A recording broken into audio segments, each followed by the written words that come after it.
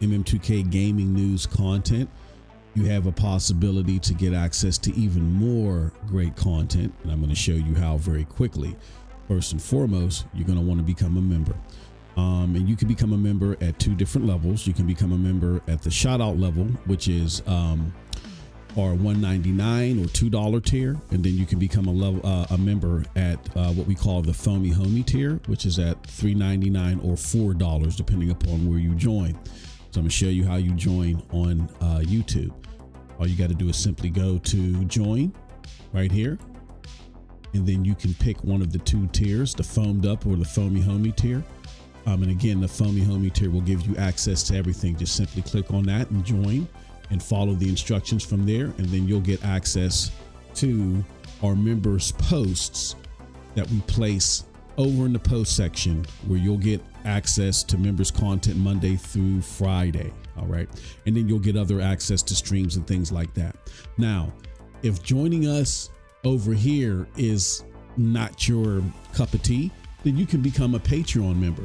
Simply go look for MM2K Gaming News at Member Plus. And then what you can do is see the membership options over there. And again, we have two tiers. We have a tier one that's similar to the foamed up tier. We got another tier, tier two that's similar to the foamy homie tier. But here's the crazy thing: as you can see here, those prices are crossed out, and there's even cheaper prices. All through the month of April in 2025, we are giving people access on Patreon 50% off. So you can join us on Patreon, get 50% off your subscription and get access to the same great stuff. Another thing that you can do, another awesome perk, is when you join our Discord, which is in the description below.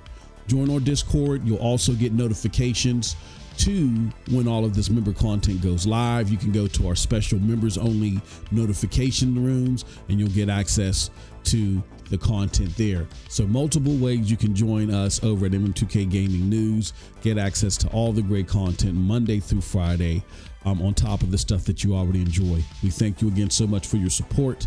And until next time, you guys have a wonderful, wonderful gaming day. Peace. What's up, people? I hope you're enjoying MM2K Gaming News content. You have a possibility to get access to even more great content, and I'm going to show you how very quickly. First and foremost, you're going to want to become a member. And you can become a member at two different levels. You can become a member at the shout out level, which is our $1.99 or $2 tier. And then you can become a member at what we call the foamy homie tier, which is at $3.99 or $4, depending upon where you join. So I'm going to show you how you join on YouTube. All you got to do is simply go to join right here. And then you can pick one of the two tiers, the foamed up or the foamy homie tier. And again, the foamy homie tier will give you access to everything. Just simply click on that and join and follow the instructions from there. And then you'll get access to our members posts that we place over in the post section, where you'll get access to members content Monday through Friday. All right. And then you'll get other access to streams and things like that. Now, if joining us over here is not your cup of tea, then you can become a Patreon member. Simply go look for MM2K Gaming News at Member Plus. And then what you can do is see the membership options over there. And again, we have two tiers. We have a tier one that's similar to the foamed up tier. We got another tier, tier two that's similar to the foamy homie tier. But here's the crazy thing: as you can see here, those prices are crossed out, and there's even cheaper prices. All through the month of April in 2025, we are giving people access on Patreon 50% off. So you can join us on Patreon, get 50% off your subscription and get access to the same great stuff. Another thing that you can do, another awesome perk, is when you join our Discord, which is in the description below.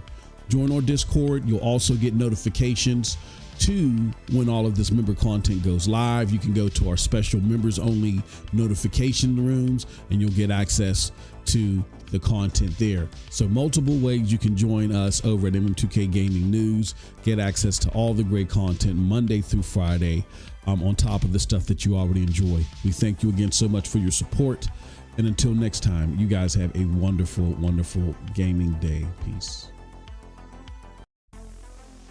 What's up, people? I hope you're enjoying MM2K Gaming News content. You have a possibility to get access to even more great content, and I'm going to show you how very quickly. First and foremost, you're going to want to become a member. And you can become a member at two different levels. You can become a member at the shout out level, which is our $1.99 or $2 tier, and then you can become a member at what we call the Foamy Homie tier, which is at $3.99 or $4, depending upon where you join. So I'm gonna show you how you join on YouTube. All you got to do is simply go to join right here, and then you can pick one of the two tiers, the foamed up or the Foamy Homie tier.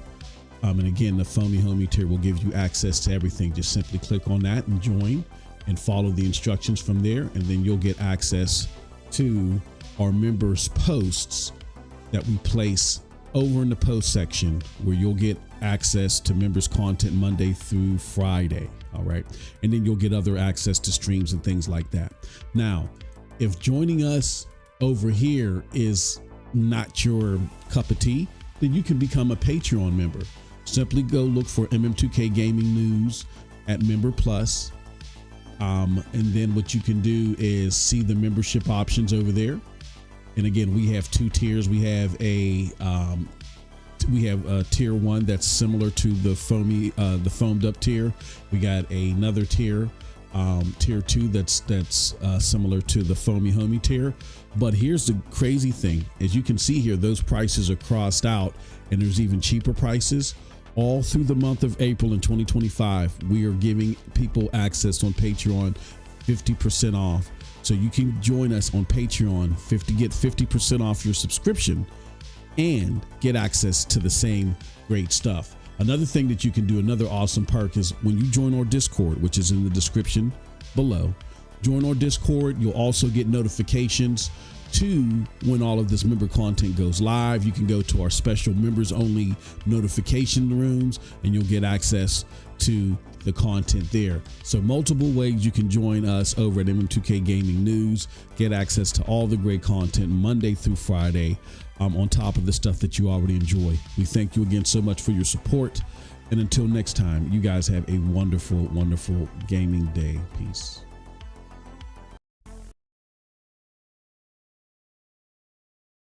All right, Joe. What's up, everybody? Hold on. Give me a second. Let me get this audio up here. Let's get this audio crackulating. I got a whole bunch of stuff up.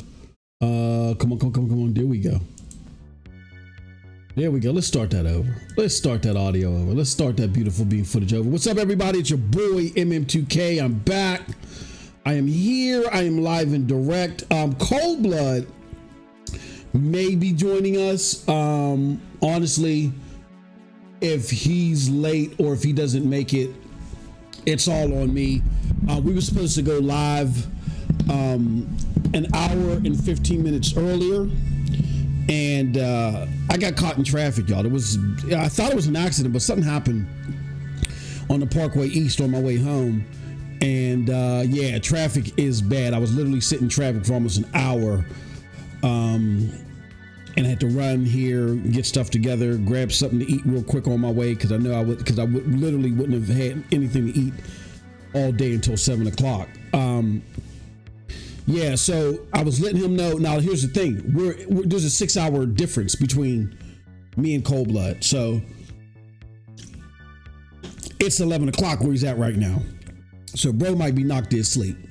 We'll see. If he makes it, he'll let us know. But yeah, people, and on top of that, a lot of this craziness is because of my new work schedule. I after 7 years on the lam, 7 years of not having to do this, I finally have had to go and work back in the office. And oh, I'm telling you, this you talk about horrible experiences. Like there's no worse place as a professional to work than downtown Pittsburgh now. Like I'm going through a complete shock. 7 years ago, when I worked in downtown Pittsburgh, it wasn't that bad. It was okay. It was, decent, go grab something to eat, go do some shopping, all this stuff. No, it's hooligan ran right now. It's like Escape from New York and shit. It's like the Purge down that motherfucker right now, man. So yeah, it's an awful place as a professional to be in. I'm trying to get reacclimated. But then, just again, trying to travel home on the Parkway today too was crap. So here's what I'm noticing, because I haven't worked in town for a while. Here's what I'm noticing. I might have to change the day of the show. Like my late days where I can do the show is either Tuesdays or Fridays, or maybe Thursdays. I could probably squeeze in a Thursday too. I like to do Fridays because Fridays are the days that I don't have to go into the business. I go into the business Sunday through Thursday in the evenings. And sometimes I don't get home till like 1, 2 o'clock in the morning. Last night I didn't get home till 3 o'clock in the morning. You know what I'm saying? And had to be to work at 6. You know what I'm saying? So as you can imagine, I'm running off no sleep as well. Well, I'm lying. I took a little nap here and there because that's a whole nother thing. I know I'm babbling everywhere. I really shouldn't have to be working. I should be working from home still. They still should be letting me work from home. I'll have drag down hours where I don't have shit to do.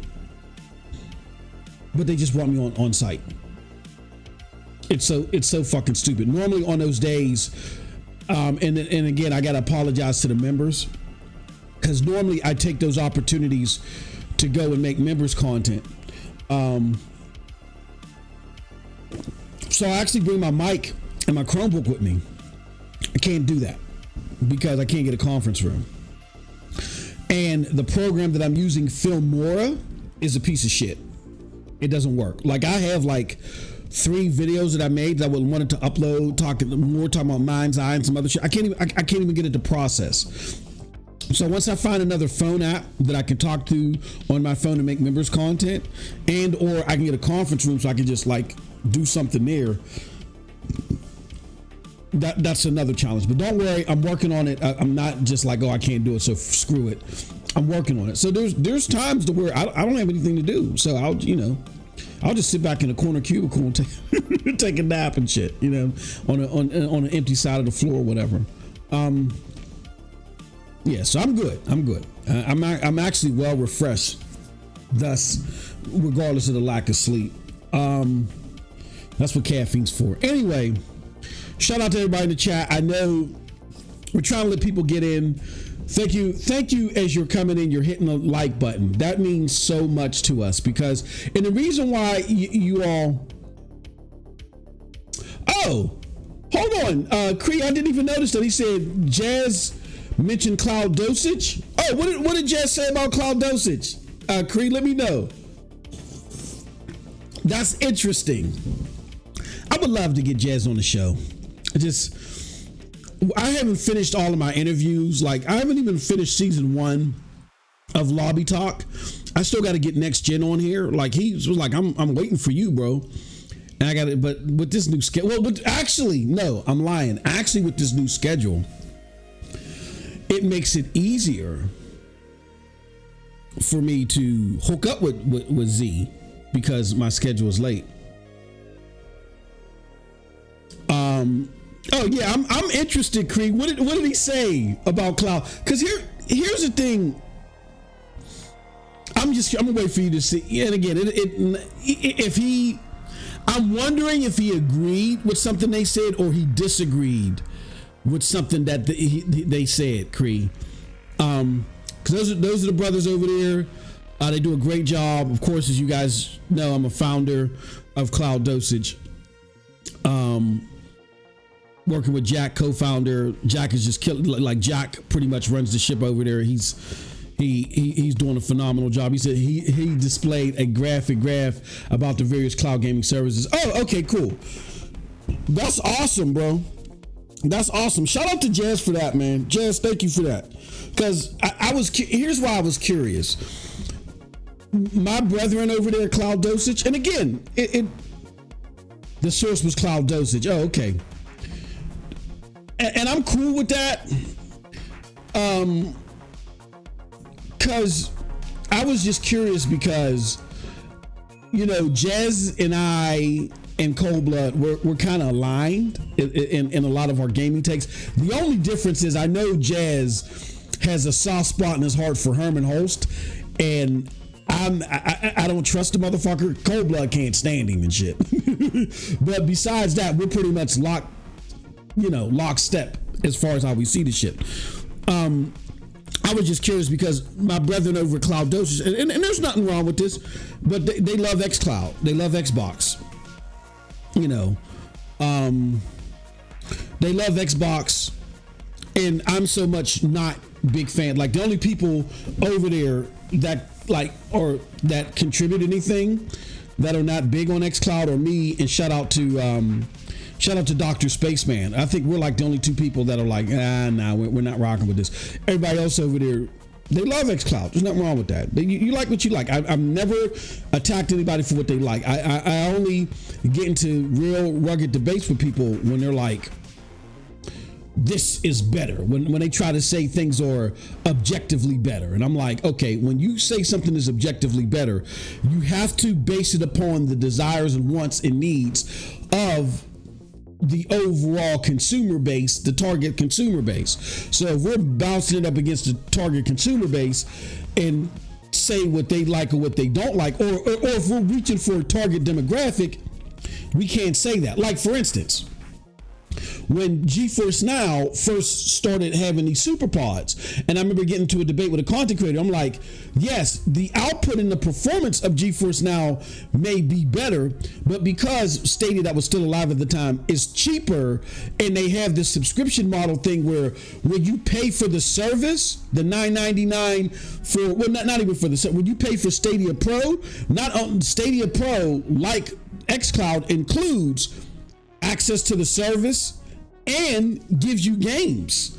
Where GeForce Now, you're just paying for the service. I said there's a certain demographic that's not better for. So it depends on who we're talking to, right? So if you're talking to a specific demographic, yes, xCloud may be better for them than GeForce Now is, because the way I play GeForce Now, I'm shelling out $20 a month. And if it's not a free-to-play game, I'm not guaranteed a game to where if I just pay, now I got to pay $20 a month for xCloud. But yeah, if I pay $20 a month for Game Pass Ultimate, I might get like a more decent library or something like that I don't have to pay additionally to. Like with GeForce Now, all I get access to is the free-to-play games. There are no in demos. I don't get awarded a game. I have to buy the game in addition, which I'm not saying is a bad thing. It all depends upon the demographic that you're talking to. So that's the only time I might get into a battle with someone over xCloud is when they try to make it seem like that all around for the entire cloud demographic or the entire, definitely not the mainstream demographic, it's a better product. No, it serves a need for a specific demographic, a demographic particularly that was tethered to Stadia Pro. There was a demographic they didn't game before, and Stadia Pro brought them into gaming. That demographic is more inclined to look at xCloud and say, oh, this is awesome. And that's fine. I don't have a problem with that. But now I was just curious, Cree, because I know where Jazz is at in regards to xCloud, and I know where most of my brethren over there is at. And I was just curious. But then we got Dr. Spaceman over there too that does great PlayStation content. Like He's the one that broke the story about the 260, him and Jack did, about the 260 some odd games that were on PlayStation Cloud under the new platform, and everybody else was taking the story and not giving them the credit and was giving it to True Achievements. And I was individually hitting them up behind the scenes like, no, we can't do that. Like, you, the gaming journalist front is fucked up. This is why I started and co-founded Cloud Dosage in the first place. We want people, besides whatever they like, to go and get access to the truth and find out where things originated at.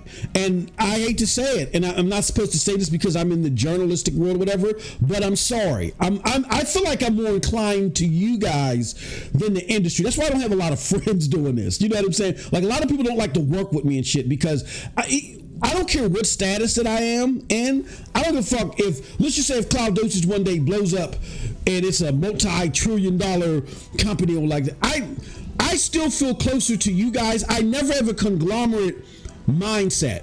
I'm very business oriented, but when it comes to who needs to benefit first, or what the hierarchy is as far as who benefits first, it's always the consumer to me. It's always the people on the ground level to me. So I'm less inclined to make excuses for a company, and I'm more inclined to look out for you. That's just how I am. And I get a lot of people that, you know, I've tried to work with, or I've made content with, or make content in the same area. They're trying to brown nose these companies because they want their content to grow. They feel like that's the best way to get their content to grow is to brown nose these companies, and I refuse to do it. It's kind of why I fell out with a sector of the Stadia community at the beginning, because a lot of them were upset that Stadia wasn't supporting them the way that they wanted to be supported. And I'm like, look, it's not Stadia's job to make sure that you have a flying career as a content creator. That's not their job.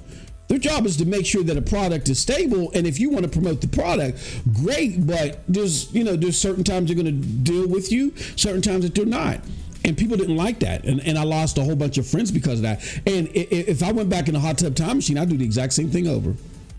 I'm more inclined to you guys than I am some big conglomerate company. And I'm not about lacing my pockets. Now, here's what I will say. I also think about the people that help contribute to our cause. And that's why I say to people, and thank you so much for giving the 10 likes. That's why I'll be brutally honest about it. You guys don't if people don't want to give the likes or show the support, I'll just go elsewhere. Because I also don't want people to, give blood equity in vain. So that's why I brought that up. But shout out to Cloud Dosage. They are by far the number one place to get your cloud information. We're on Open Critic. You know what I'm saying? Shout out to the people that are doing the reviews over there. Like, they're just killing it. They're just killing it. And Jack is the workhorse behind all that. He's doing a phenomenal job. So shout out to them. Yeah, definitely check them out. And if you're a PlayStation guy, you know what I'm saying? Definitely check out everything, but definitely hit up Dr. Spaceman. You know what I'm saying? Like, my brother works, so Dr. Spaceman works hard, and sometimes I can bog down on you. He's a diehard PlayStation person, man. Like, if you guys, some of y'all that get frustrated with me and Cold Blood and are like, oh man, fuck y'all, y'all too wishy-washy. You ain't gotta worry about that with Dr. Spaceman. Like, check out Dr. Spaceman over there. Give him a shout out. Sometimes when things are going on and you're trying to stay above water and keep creating the content, it can wear down on you. He would really appreciate the kudos and the thanks. And I'm telling you, he's the one with Jack that broke the fucking news on all the cloud games coming to PlayStation, and these motherfuckers were not trying to give them the credit. And I was hitting them up. Now, of course, most everybody was just like, forget it. But the moment when Cloud Dosage becomes big and huge, they're going to remember that. They're going to remember that. So all you journos out there that just want to run the good old boys club and say, oh, you guys are peons, fuck you, we're going to steal your accreditations and give it somewhere else. Remember, those folks will remember that. Remember when things may happen, and if they get big down the line and you may need access to shit, you know what I'm saying? Like, this is a networking thing. So even if you don't like people, let me give you a prime example. And then we're going to get on with the show. Prime example. I don't really jive with Paul Tassi all like that. He does some fucked up shit at times. He does. But I got to give flowers is due. When his perception of things are off. That's what's wrong with Paul Tassi. He has a false sense of his morals are off at times. Like in Paul Tassi's moral compass. I'll put it like this: not his morals are off. His moral compass is off because he doesn't research shit. He just reacts to shit. That's Paul Tassi's problem. So he thinks he's doing something in the name of good, and he's actually harming shit because he doesn't do his research. So Paul got some fucked up tendencies about him. But one thing I gotta give Paul respect about. Every time that I've approached Paul, and I've done nothing but publicly berate him and ridicule Paul.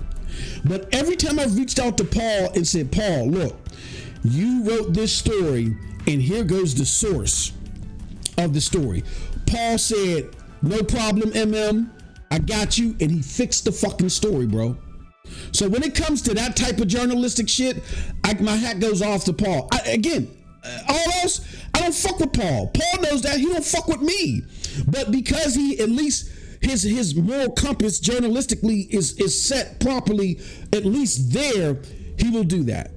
And that's all we're asking for. Like, we're asking for the journal, the journals in this industry to just do right, do the practice right, act like I got some morals, adjust your moral compass, and do shit right, and stop trying to make this the big boys club where it's just, oh, that's my friend and I like him, I'm only going to do right by him. No, that's not the way to do it. So I give shout out to Paul Tassi for that. I don't fuck with him nowhere else. He don't fuck with me nowhere else. But if you bring something that's clear to his attention, he 9 times out of 10 will correct it. Now there's some other things I think he correct, but that's a whole nother podcast. I'm gonna get into all that shit. Okay, all right, here we go. Let's go. Let's read through these comments and get right into the show, because we got some great stories to talk to you about. Keep up the great content, brother, says Muhammad Rod. Thank you so much. Chatting to friends in USA, says Donald Cowie. Xbox console is vanishing from retail stores. You go on a website like Best Buy, yeah. The whole Xbox situation. And matter of fact, Donald, here's what I'm going to do. I'm going to, because I can do this, I can pin mark your comment in my little chat board. So when I start this, I can put it back up and say, you know, this is what our chat is seeing as well. Salute, says Phil Boss. Hey Phil, I've been seeing you the last couple shows, brother. I hope everything is great. I'm glad to see you again, man. Thank you for coming through. I think Paul is just a victim of the echo chamber. Yeah, Cree, I think, yeah, he's a victim of the echo chamber, but when you're when you're a journalist, you're supposed to rise above that. You know what I'm saying? Like, for journalists to be stuck in the echo chamber is so fucking lazy to me, bro. It's so lazy to me. It's disgusting. And that's where I won't get on him about that. But I got to give credit where credit is due. You don't have to like me. I don't care. This is not, I'm blessed with a family. I'm blessed with friends outside of this. I'm here to do a service and to share a hobby. That's what I'm doing. I'm doing a service and sharing a hobby. I'm sharing the love, a passion of my life, which is gaming and nerdistry, like martial art movies and anime and shit. That's my nerd passion. So I'm here to share my nerd passion with you guys. And the service I'm doing to you guys is try to keep you guys informed. I don't give a fuck about who likes me or not. Even if you don't like me and you want to enjoy the content, fine. I'll get you respect. I know there's a lot of people lurking right now. Everybody that's watching ain't in the chat. A lot of the motherfuckers, they hate watch. I don't care. I'm not mad at you. All I ask is you hit the like button or hit the dislike button, either or shit. You know what I'm saying? But yeah, you're right, Cree. But you know, when you think about it even more, it's repulsive for a journalist to be stuck in the echo chamber. That's absurd. I can understand someone, you know, average Joe Schmo that's listening to content. I can understand. Journalists, it's your job to research and get to the truth. What are you doing stuck in an echo chamber? Donald Crowley says, what's your view of fellow YouTuber Gaming Groundhouse? Just came across. Yeah, I like jazz. I like jazz. You guys on plenty of times have said that you want Jazz on the show, and Jazz has been here showing us love, like pointing people here. The problem is the schedule. Like, I've never been able to reach out and send Jazz an invite because I already had a list of people lined up, and I wanted to end season 1 with Next Gen. And then I was going to start season 2 with Doc and Jazz. Like, I was going to have Doc first, then Jazz, or in whatever order. And I haven't made those connections because I want to end season 1 properly.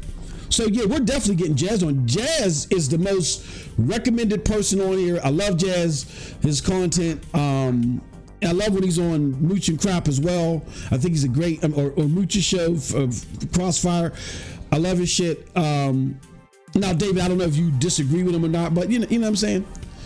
Lionel Bulge in the house. He says, all they hardware getting canceled, just like we said it would. Laugh out loud.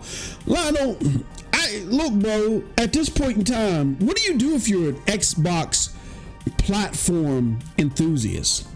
And that's an honest question. I don't know, bro.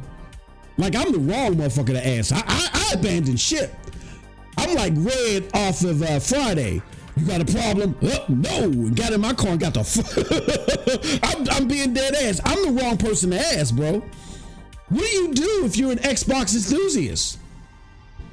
What do you do? I don't know where you go from here. Like, and there was Porter Rock, and he was watching, what was that, C Money and them?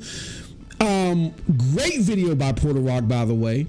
I know people are saying, oh, of course you say that you're a wannabe pony. No. Porter Rock brought up a great point where he was watching their podcast, and he said, hold on. Beyond all the shit talking that you guys don't deserve to do, because you're getting, as a platform, you're getting your ass kicked. Why are you guys still playing with the emotions of your listeners? Why aren't you guys at least even answering their questions? Like, one guy came on the show and said, hey, look, why are we helping PlayStation by giving them our games? And Porter Rock correctly highlighted the term helping PlayStation. Like, get the fuck out of here. You know, PlayStation is breaking records with your sales on there. You're not breaking. Well, you broke what you did in a quarter, but your sales records don't mean anything. You know what I'm saying? Like, and they're still outshining you, so you're not helping them. You're, like he said, you're helping yourself. He said, but bigger than that, than the word help. The guy asked you, why are the Xbox people only getting Xbox games, but the PlayStation people are getting the PlayStation games and the Xbox games? And a lot of times when these games hit PlayStation, they are the definitive versions. They are the best versions. They perform better. So why did I buy an Xbox to get shorthanded? That's what they're saying. And the answer again and again and again is not being addressed. Here's what I would say to Xbox people, and then we can get into the show with this one. Matter of fact, let me just put the cue up. We might as well say that we're getting into it right now. Here's what I would say to Xbox people.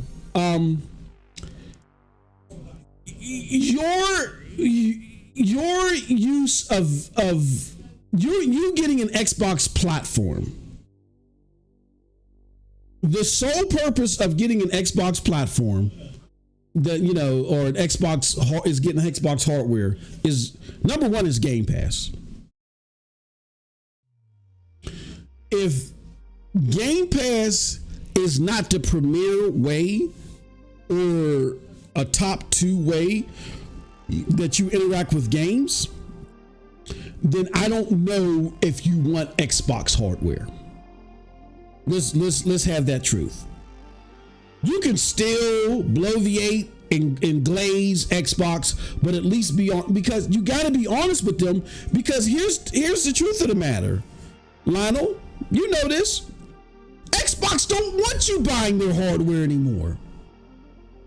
They simply don't want you buying it. How? Explain this to me, bro. How the fuck does a Japanese company? How does a Japanese company more aggressively approaches U.S. tariffs and how U.S. consumers are not affected by tariffs than a US based company. Like, fuck all this other shit about who's consumer friendly, who cares, who has this and who has that. This right here would detach me from any fandom to Xbox altogether.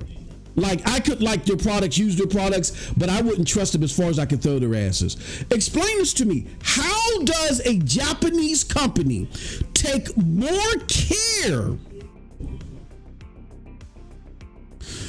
into ensuring that American consumers over American man-made tariffs are not affected than an American-based company?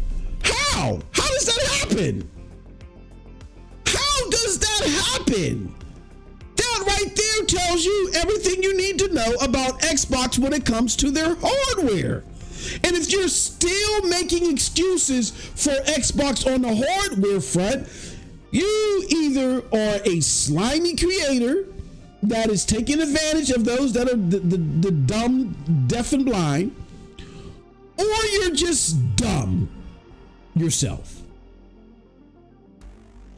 Either or. You're either the one being pilfered, or you're the pilferer, you're the pilferer, or you're the pilferee. Either you're slimy or you're dumb. That's it. There should be no more Xbox hardware fandom after that. None. You can sit there and say, look, man, I like the ecosystem. I prefer the ecosystem of Game Pass, them being on this. I like their game. That's fine. But as far as you being a fan and sitting there glazing your pants and getting all creamy knuckled over the next Xbox hardware, that would have been like, I'll run this to you one more time and then we'll look at some more comments. An American company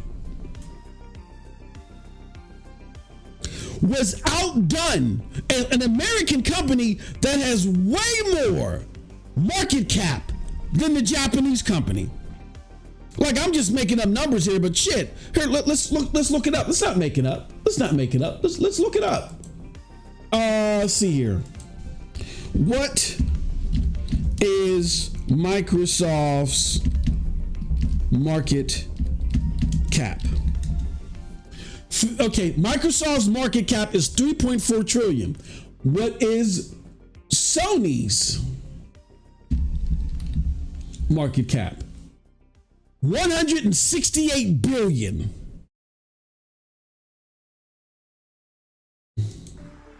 Okay, so let's do the math.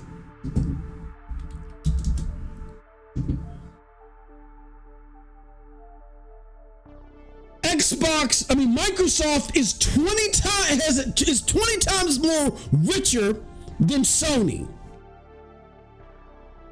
Microsoft is 20 times more richer than Sony. However, Sony devised a better plan to deal with American-made tariffs for American companies than the American company did? What planet are we on?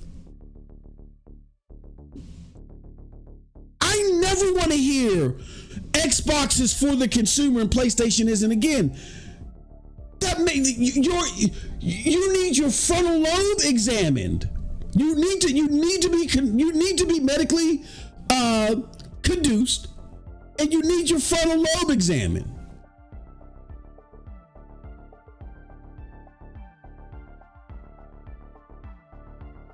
Sony, for those of you that don't know what I'm talking about, Sony, ahead of the proposed tariffs that were forthcoming, ramped up production, which cost a lot of money. Because when you're dealing with warehouses, you pre-sign contracts and you pay a fee for said production. Ramped up production, you have that all set in your normal contracts. So that's a normal expense you already got preset. They added to those figures and to those deficits, added to those costs by ramping up production, which increases how much they had to pay for shipping. and how much they had to pay for storage. Because those extra consoles had to be stored somewhere. So they had to have consoles sitting somewhere. So y'all fanboys sit there and say, oh, there's a whole bunch of PlayStation sitting on shelves no one's buying. No, normally there isn't. But in this case, there were a shit ton of consoles they didn't even bring to market yet because they sat them there in case the tariffs were run so they could see how they were going to price their console through the first wave of months during the tariffs. And another thing they wanted to do was they thought it would be important to have a price cut during this period, regardless if there were tariffs or not. So they overproduced on consoles and let them sit in warehouses that had to be costly as fuck. The company that has 20 times less a market cap did that. What did Microsoft do? They raised the prices of their consoles. They didn't try anything innovative to try to combat the cost for you. They don't give a damn. So if you're an Xbox hardware owner and you're like, hey, look, I think it's cool that you guys are using xCloud. I think it's cool that you guys are doing that, but I don't care to use xCloud. I might do it in my truck or in my van or I'm in bed every now and again, but 99% of my gameplay is through the hardware. And most Xbox consumers are like that. So it's like you're being told, screw you. Because if you are on old generation hardware and now you want to make the upgrade that Microsoft is hitting its stride, Microsoft is telling you got to pay beyond established premium prices to access your shit that's underperforming. Like the console that you may want to upgrade to is performing less than the console that you're already on, but we're forcing you to this console if you want to play further games on Xbox. If you want to play certain games on Xbox, we're forcing you there.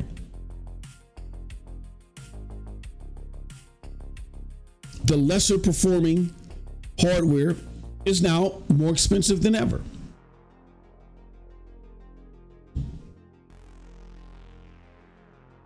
That tells you everything that you need to know. When people like myself, even though at first it took me like a year or two at making content to realize how fucked up Microsoft gaming was, and to realize that I care too much about my bottom line and what I'm getting to ever participate in any Xbox fandom any further. But and people like Lionel that was in the war, in the trenches, telling people, don't fall for this dog shit. Again, 20 times more market cap. They took that hit where Microsoft says, we're not taking anything from you. Fuck you. It would be like, okay, PlayStation, you need to have cloud saves, I believe it is. I mean, you probably don't need it, but it makes it a lot easier if you're gaming console to console, you need to have cloud saves. Just imagine if cloud saves were not just an auxiliary function to make things easier, but cloud saves were it. Like no more, there was no more hard drive space to save your game. Like the only way you could save your game is in the cloud. What the fuck do you do then when your internet's down? What do you do when your internet's down? You can't tether your PlayStation to your phone and tether it. You know what I'm saying? You can't do that. What do you do? What do you do when your internet's down? Well, I guess you could make your phone a hotspot. For those that have that capability. But for those that don't have it, what do you do? Right? So being able to save natively is important. But what if PlayStation just all of a sudden said, all right, we got a new hardware configuration for a hard drive, and the cost of it is like $3,000. Like the cheapest version of our hard drive is $3,000. But hey, we got cloud saves. What the fuck? What? No, I don't want that. that right now. I don't want that. But that's my only viable option. I don't want to deal with cloud saves. They don't always work. They don't always sync up right. That I lose data. I'd rather just do saves natively. That's essentially what Microsoft is doing. They're saying, look, we don't care if you'd rather us have dedicated hardware.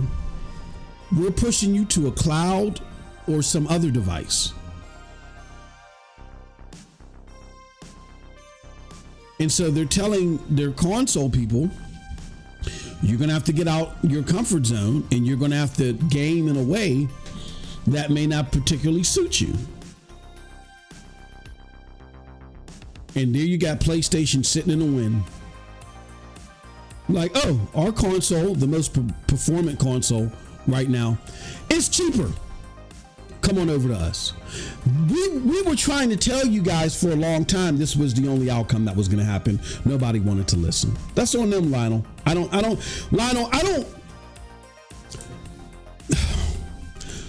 It's harder for me to have these discussions because I used to champion I still do though, champion consumers not being lied to. But at some point in time, it's like, do you want to be lied to? Like, do you want to belong that bad? So I can't lay it out on the line for. So I'll be honest with you, Lionel. I don't even care about those people anymore. I don't. It's gotten to the point to where they are not my concern.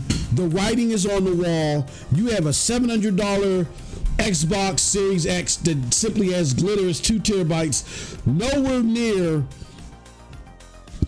the offerings consistently of the PlayStation 5 Pro that actually just shaved off $50 for a limited amount of time. You have a company with 20 times more market cap refusing to do anything but raise prices, and another company that is doing what it can to lower prices. The less performant company that just because now they're actually able to sell games on PlayStation, they think they the shit, and now they're telling you, yeah, some of our games are going to be 80. They boldly come out and say that before PlayStation, who has the games that everybody wants and buys, that continuously top the charts and win awards. The gall. I mean, I don't care how wet behind the ears of a consumer you are, if you can't see it now, you are refusing to be informed. I don't give a damn. Drown in the swamp. I don't care. I don't give a fuck. I don't know if you guys ever seen that skit. I don't give a fuck. I don't give a fuck. Yeah, I don't give a fuck. Let's go on with these comments. It says, M2K Gamers, what's your view? Okay, I already read that one. It says, depends on the journalist. Some have careers built on the echo chamber. Others have built careers. Yeah, like, what's his name? Was it Gene Park? Yeah, I feel like people like Gene Park and other ones, they are just echo chamber lurkers that just have writing skills. I don't, there's no value in that. Like, if you're just doing personal op-eds that reflect the sentiment of the consumer, great, fine. Like, I feel like that's what Gene Park is. But if you want to be taken, but a lot of these people, like a Paul Tassi, they proud themselves on as being an informative journalist. Like, there's slice of life journalists, and then there's informative journalists. If you're just a slice of life, hey, look, I know how to elegantly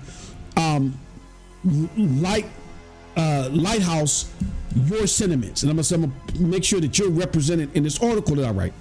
That's different. That's fine.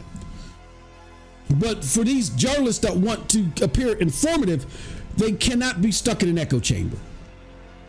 That is absurd to me, and that is nonsensical, and that is absurd to me. Shout out to King Deuce House. I see you in a minute. Says Microsoft will phase out Xbox and eventually Game Pass. Game Pass, I don't take off the table, but Xbox, I definitely believe so. I definitely believe. I think that's why they went and that's why they split up the divisions the way that they did. And I think Sarah Bond, you know, they're going to give her one last heave-ho, or they're going to give the hardware one last heave-ho. Sarah Bond is going to try what she's going to try.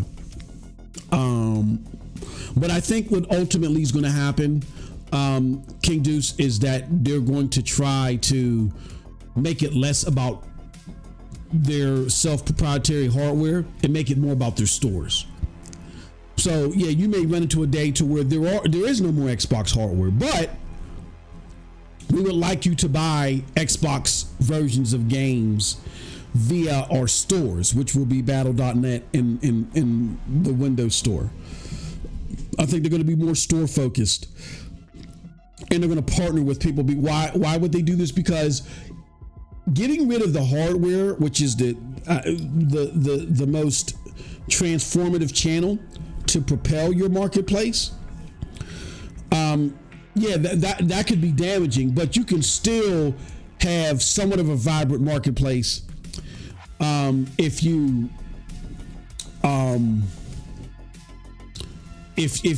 around and people desire you. Like, let's look, for instance, let's look at Steam. Now, people talk about Steam and its users, and a lot of that is just those figures are bloated because those are just people that have Steam accounts. There are people that have Steam accounts that made a Steam account and never bought a game on Steam, never played a game. There's a lot of people like that. I feel like there's more people like that on Steam than there may be anywhere else, right? It's so easy to make a Steam account. If you got a PC, you can make a Steam account. I mean, if you have a PC, you can make any type of account, but you make a Steam account and look around and see what's going on, go about your business. I feel like those numbers are so bloated. And then two, the Steam community don't regularly pay top dollar for their games. Why do I say this? Because with all of these numbers that we see for Steam, most active users and how many Steam accounts that there are, even on Xbox's worst day, which is like around anywhere between 12 to 15 million, that's still higher than Steam's best days. Steam hovers around 10, 11 billion, I think. Yes. So having a dedicated console marketplace is a lot more valuable than a digital PC marketplace.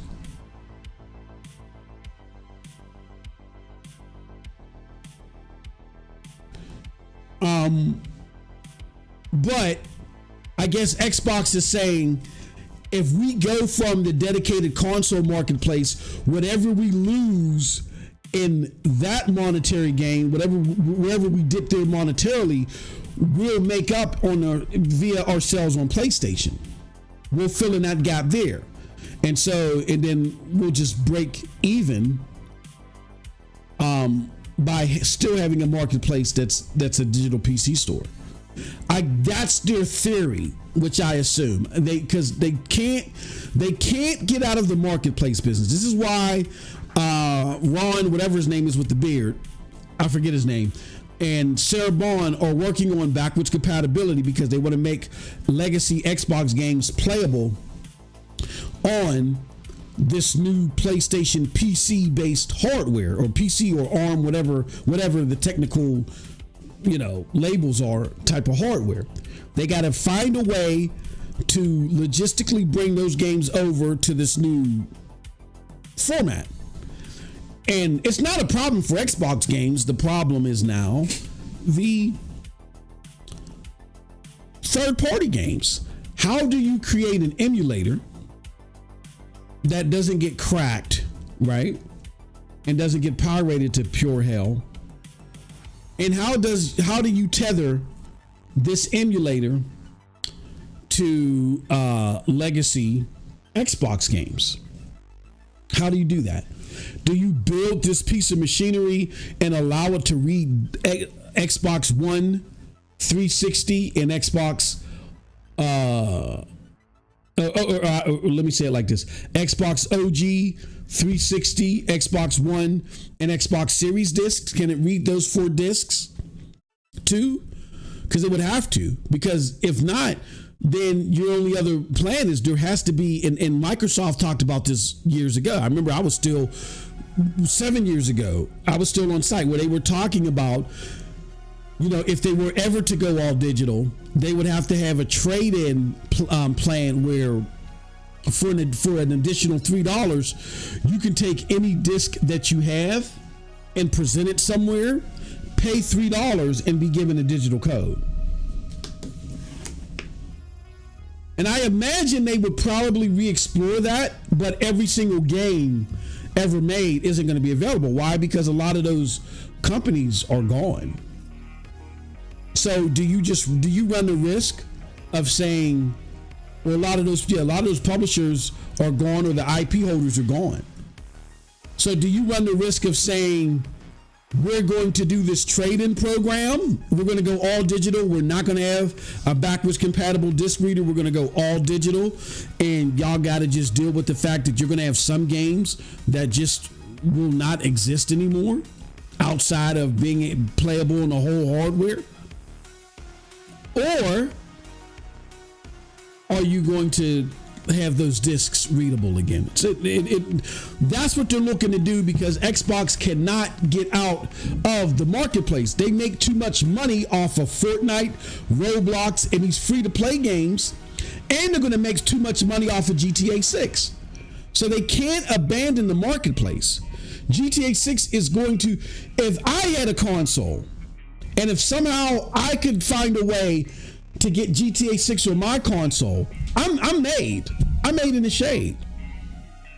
That's how powerful GTA 6 is going to be. So Xbox can't stop having a marketplace. They're just not going to make a home closed-in console anymore. So that's their path forward.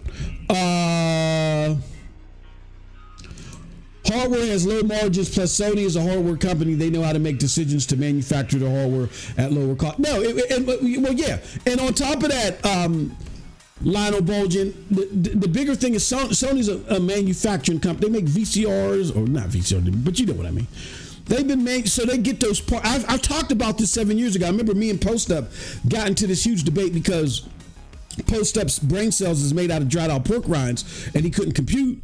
What you talking about, Mose? I said, Post, the reason why it's more profitable for Sony as a console maker, and it's always going to be more profitable for them, is because they're already making hardware. So a lot of these parts and a lot of these partnerships that they have for manufacturing TVs and all these other shit, these motherboard makers and these circuit makers and all this other shit, they already have shit being made in bulk.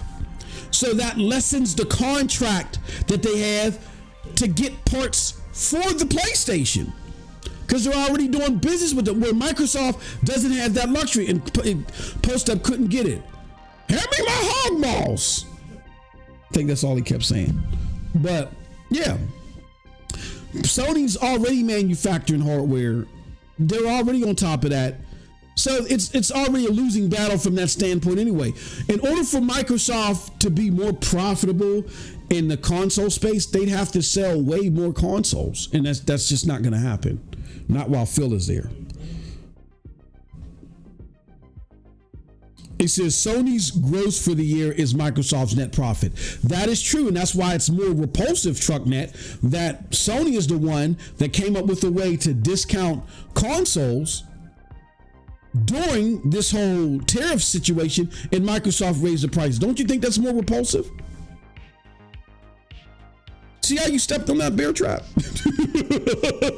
You know you done fucked up, right? You know you done fucked. Like Trucknet, you can think Microsoft products or Xbox products are better, but when we talk about the moral compass of a company, I think that debate is over. Like, even you would agree. I'm not gonna argue with you. Microsoft, yes, has 20 times more than I thought it was maybe 10. I didn't know it was 20 times. 20 times more market cap than Sony. That's disgusting. Shout out to Geek to Sneak in the chat. Geek.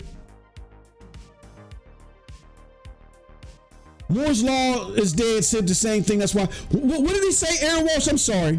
What did he say? Andrew Wilkins in the house. He says, Donald Coward, people need to retire from supporting Xbox and MSRP gaming completely. Microsoft never did anything. Hey, Andrew, I keep telling you to chill with that, son. But that they ain't never done any good, son. Stop talking crap on my 360, son. Shut up. Hey, Andrew, I ain't seen you in a minute. What's up, brother? How you been, man? I miss y'all. This new schedule's fucking me up. I do miss y'all, man. What's going on, Andrew? Andrew, oh, there he goes. Get us the shopping list for this week. Say that again. The shopping list of what? what Xbox is doing fucking wrong. Oh my God, bro! Shout out Cold Blood is in the house, y'all. What's going on, brother? I'm good, bro. Yeah, I know you tired, ain't you, man? That's all Nah, I just had a nap. That's all. Oh, okay. Yeah, my bad, bro. We'll talk about it. I might have to change just so we don't keep running into this. I'm now that I'm thinking, because I'm trying to travel home on a Friday, and the highway is just fucked up. Like, we were able to start on time pretty much last week because I had a half a day. Might have to change the podcast day to Tuesdays at 4. You know what I'm saying? Tuesdays are a slower day traffic wise, so we might have to do. We'll talk about it, but Geek the Sneak says I'll be listening driving my company truck, so I have to keep my hands to myself. Oh shit. I don't think Xbox could mass produce consoles if they want to. The TSMC N7 process is probably scheduled full. I think the Xbox community wanted to get scammed. I just don't like they be lying. Oh man, that irks me so bad. All of them damn lies. You know what it is, bro? I had a conversation with somebody. I'm not going to say who. I had a conversation with somebody that I used to do content with. And this person is sharp as a whip, right? This person was known for giving it to Xbox and PlayStation, and they, like me, were the biggest Xbox fans ever, right? And I told Cold Blood about this behind the scenes, so he knows who I'm talking about. And we got into an argument in the DM about Starfield. And they were like, I can't wait till Starfield is rated the best game ever, and all you ponies got to shut up and eat it. And I said, bro, and I just couldn't hold back anymore. I said, bro, you're better than this. Like, you used to, like, when I would cap for Xbox, you would say, Moss, nope, chill. Like, when did you turn into this die-hard, you know, bleed green goon? Like, when did you turn into this? Like, bro, it's not gonna happen. It's not gonna happen. I can tell you right now. And then lo and behold, Starfield came out, and yes, because it was so elevated on the popularity scale, of course its initial sales were going to be great. The same with Cyberpunk. We don't call Cyberpunk a successful launch. Cyberpunk sold 13 million copies in less than 30 days, I believe. Anybody would kill for that. So because of its popularity, yes, it did, but nobody is saying all this time later that Starfield was a successful launch. Nobody's talking about it now. I'm willing to bet there's more people in Oblivion Remastered than there are in Starfield. Let's take a look. I think there's more people in fucking the original Skyrim that's in Starfield. Let's look at Oblivion.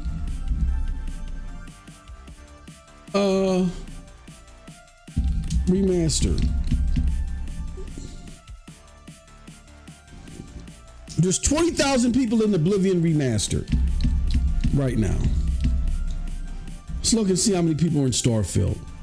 There are 4,411 people that are in Starfield right now on Steam. Fuck it. Let's go to the original Oblivion and shit. Let's go to the Game of the Year edition. Okay, there are 1,300 in the Game of the Year edition. Still a third of Starfield, even though there's a remaster out right now. Like, let's go to Skyrim. How many people are in Skyrim? In case y'all say, oh, that's an older game. I mean, that's a newer game, Oblivion. Okay, there are 1,800 people in Skyrim. Hold on. Am I in the right Skyrim? Because I know there's...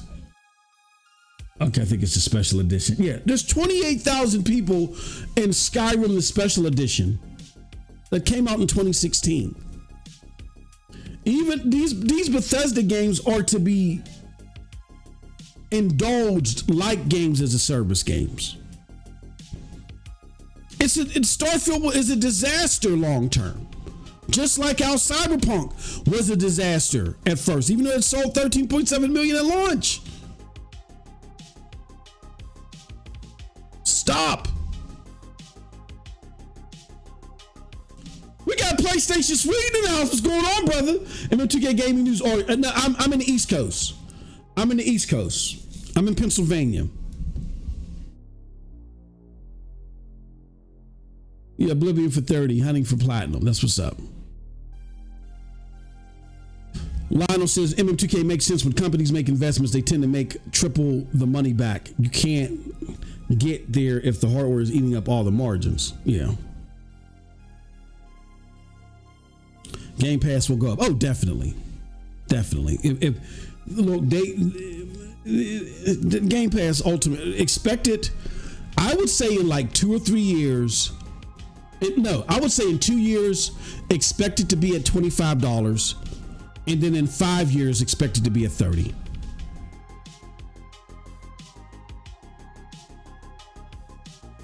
You know, so. All right. So let's talk. Let's get into these topics. Here, let me show you guys this. Wait. Before we go into anything, can Corey please apologize to me? What did he do? Remember how he said the Silencer 2 PS5 Pro is enhancement, right? Now, why in the fuck are we now hearing from Bloomberg that they are still planning on making a proper PS5 Pro patch? But I fucking said there's not gonna be, there's no fucking enhancement in this game. It's literally a downgrade, if anything. Remember how he was fighting with me? Well, you know, he would probably say, but it was still enhanced. I mean, it's technically enhanced. It was technically enhanced. You know, he ain't gonna get that to you easy, bro. He ain't gonna get Corey will he will straddle that fence as hard as he can, man. He gonna stay on that Titanic to that motherfucker's sake, bro. You know, Corey, no, Cold Blood. Technically, it was still enhanced, though. By the definition, the terminology enhanced. Yeah. Don't forget to, guys, and give a shout out to the homie Geek to Sneak for making this happen. We are running on the 10th. We're going to be doing a magic wheel of all of our members, and we're giving away a copy of Death Stranding. You're going to want to become a member sooner rather than later, because I might not wait till the 9th to close this out. I don't want a whole bunch of people just all of a sudden just becoming members to take advantage of this, and then the diehards that are normally members don't get an opportunity. So yeah, I might cut this off like on June 3rd or whatever. But yeah, if you're a member now, up until, I might cut it off June 3rd or something like that. You never know when I'm going to cut it off. You're better off becoming a member now. And become a member at any level. Being a member at any level will get you access to this giveaway. We're giving away a copy of Death Stranding 2 for the PlayStation. And if you're like, I don't have a PlayStation, I don't know why you don't while the shit is on sale. Trade in that fucking trash ass Xbox and get you a PlayStation, man. Come on, man, stop. The fucking Call of Duty bundle is what, $390? Cold Blood, is that how much it is? What bundle? Isn't there a Call of Duty bundle right now that's $390? I don't know. Maybe. Let me see. I think it's $399. I think it's 400. Yeah. Yeah, 400. If you look,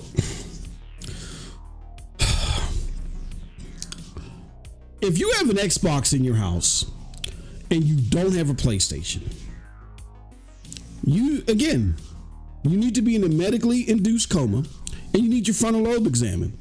Trade in that trash ass Xbox, get you a fucking PlayStation, and so you can get you some Death Stranding, right? Because I think it. Look, don't get me wrong, it's cute that Clear Obscure is in Game Pass. I think that's a great offering. Like metaphors in there, I think that's cute. And so if you're a Game Pass gamer, like if that's the premier way that you deal with games, okay, that's different. But if you're like, man, if you're rocked by the fact that these games are coming to PlayStation as well, because you're like, well, damn, I could have got a PlayStation, and you're still got that Xbox sitting there, or if you have multiple Xbox, like there's definitely no excuse. I don't give a fuck if it's the kids, there's Xbox, fuck them kids. Trade that shit in, get you a proper gaming device, get you a PlayStation. I know I just did a whole runoff of I don't care what you like, but I lied. I changed my mind. If you are upset about Xbox games coming to PlayStation because you're like, well, shit, if I would have known that from the beginning, I would have invested in a PlayStation. If you're one of those people, or you have multiple Xboxes in your house, trade that shit in, get you a PlayStation. Now, if you're a diehard Game Pass gamer, that's all you care about, you don't care about nothing else, all right, keep your piece of shit Xbox, all right? But otherwise, trade that in. Look, and we're going to talk about this in a little bit. Look at it. The fucking Call of Duty bundle was $399. Come on, bro. What are you doing? You're probably going to get $200 trade. Let me go to GameStop right now. Let's look at GameStop right now. How much trading would you get in GameStop? Let's look at the trading value.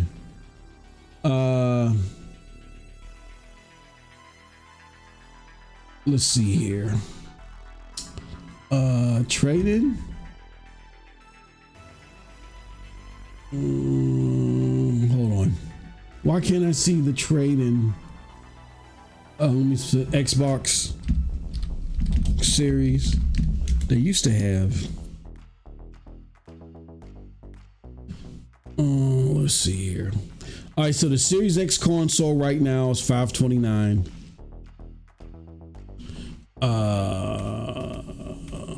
What? They don't have trade-in value? Let me see. Oh, trade-in. Here we go. Consoles. Okay. So right now for a Series X, you can get up to $308. Let's see here. You can get up to $308 for a Series X. This is crazy. $308 for a Series X. How much for the dog shit Series S? Oh, damn. Oh, that's the Xbox One version. Okay. Oh, damn. They're not even, I was about to say, they're not even taking Series S's. Okay, for the dog shit Series S, you can get $187.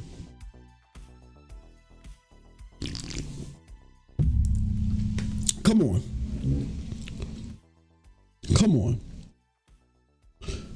You can get you can get up to $308 for your Series X right now. Trade that in. You're what? $90 short? $92 short or $91 short.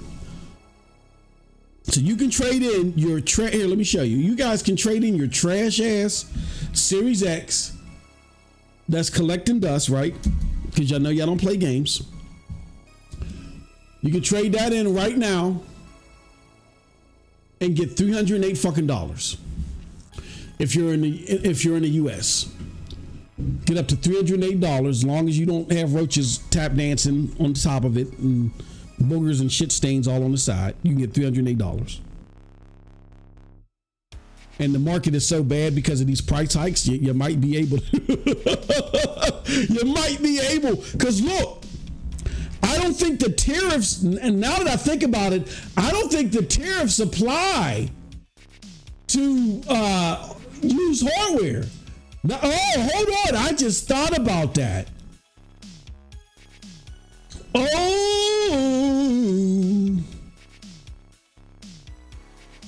no, it might. It looks like it does apply. That's crazy.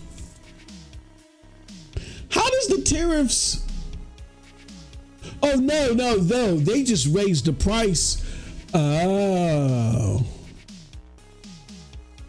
Okay, so they raised the price appropriately because so you can get a used Xbox for $96 less. Xbox Series X. So they probably want a whole bunch of those motherfuckers. You know what I'm saying? They want a whole bunch of those Xboxes. You're crazy if you don't go and trade that shit in, because look, because of those tariffs and the extra price, they want a bunch of they want a bunch of hardware fast. All right. So I just wanted to take a look at that. All right, let's continue on with Xbox. We've been kicking their ribs in this long. It's been fun. Mag says it's going to be $25 this summer. What, Oblivion? That'd be interesting. Saving up for the PlayStation 5 should keep my Xbox play and finish games I got this generation. David. Dawn, I don't know, man. Like, shouldn't you get a PlayStation? Wouldn't you want to get a PlayStation? Trade those games in, and maybe just get a used copy. I know you're gonna have to double dip a little bit more, but you know, it might be worth it, bro.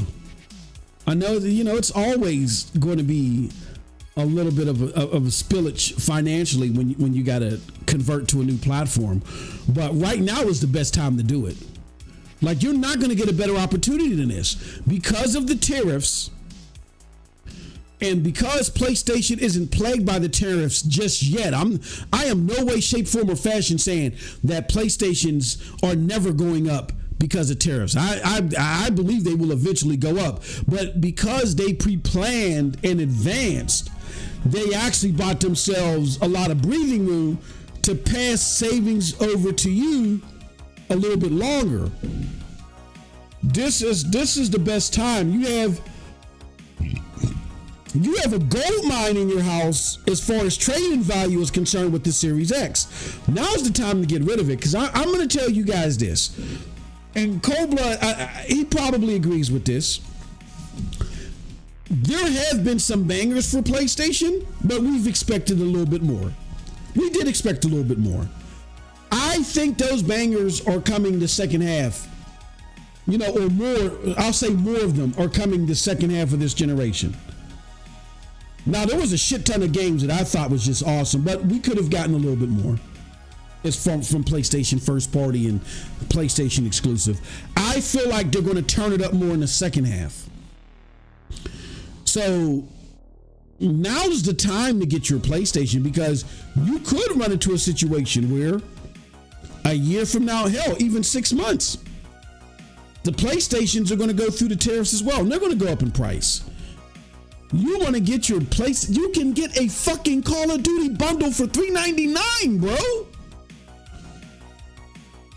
The Series X is $5. That's a $200 difference. You can trade in your Series X and get $300 of that $399 now.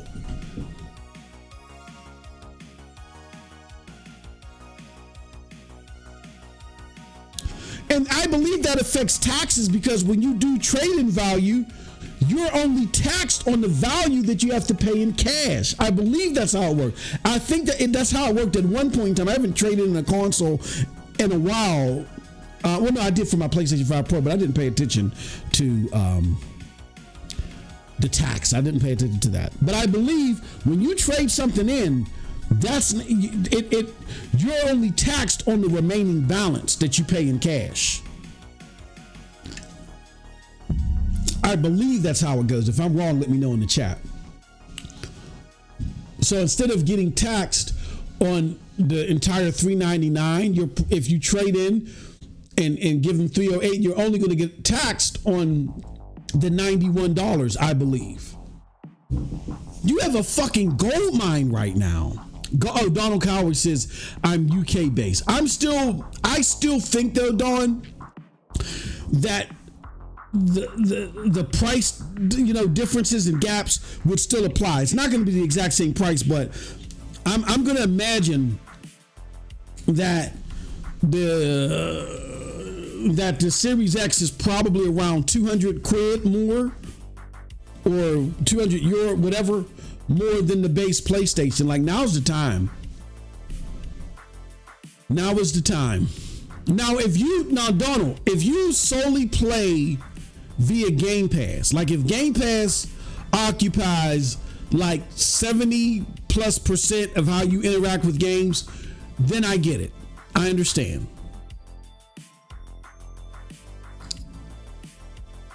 And if you don't have anywhere else, if you don't have a PC, or because what you could do is, if you have a PC, you can have Game Pass Ultimate and just play via the cloud on PC. I know it's a lesser performant way to play, but you could play through the cloud.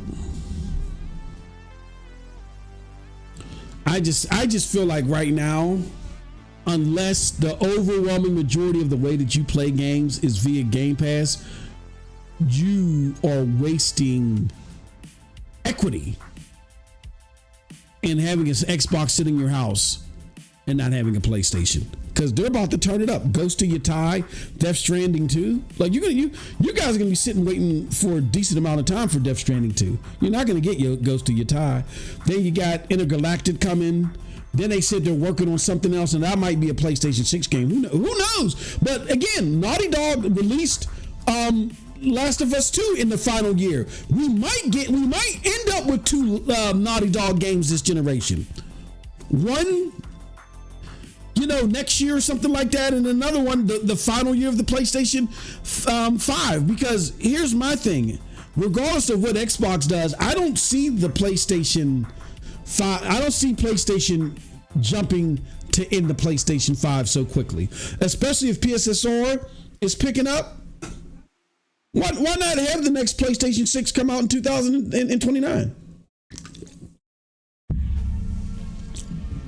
Make it worth it. He said you have to stop slurping and burping on the mic. Hey man, stop that. I know where you got that from, Geek. I know where you got that from, Geek. You know I'm a hip hop aficionado. What you trying to say? I'm slurping and burping like RZA did on that Ghostface skit on Strawberries. Come on, man. He's in there slurping and burping. Stop, bro. This dude is crazy. Anyway, there's lots of static. Are you guys hearing static?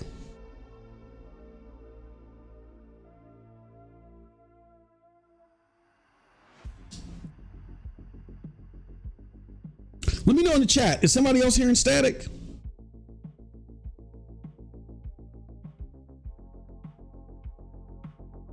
Hold on one second.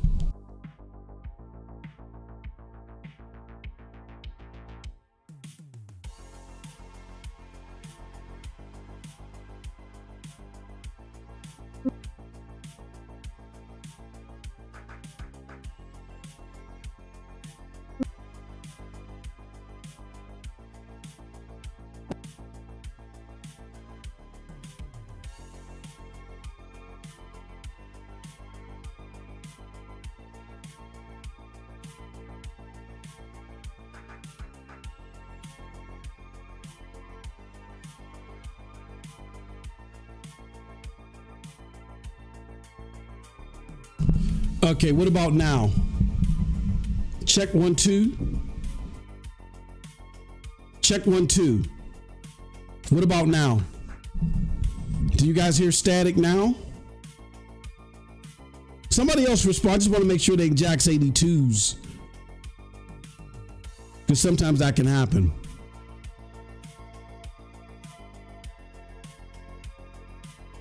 What about now? Because I wouldn't change my whole outfit. Or if it sounds good, just give me a thumbs up or something. There's still a little. Does anybody else hear any static? Did somebody else respond? I'll just keep going until somebody else responds.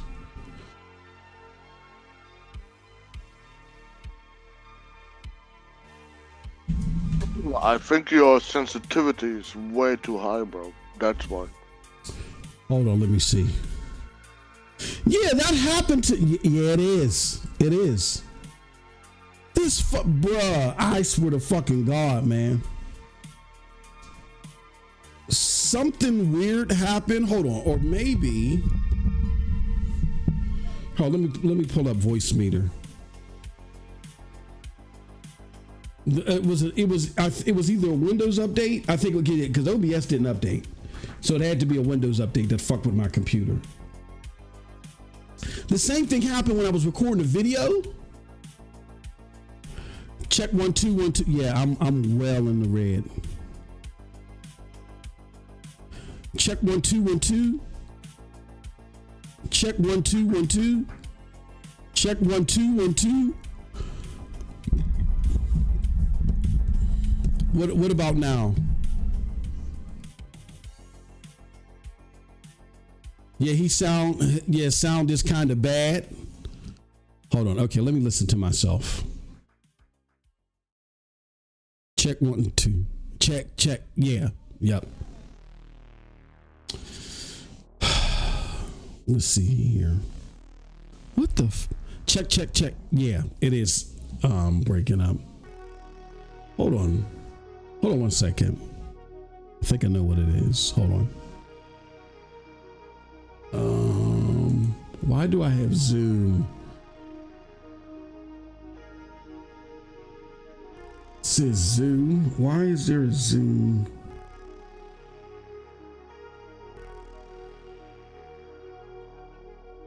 Exit.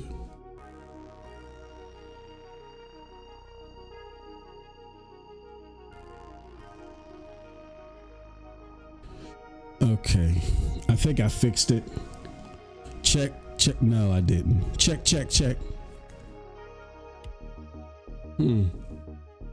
Oh, let's go to sound. I noticed that when I was recording something. Let's see here. Sound. Playback. You know what it could be? Check.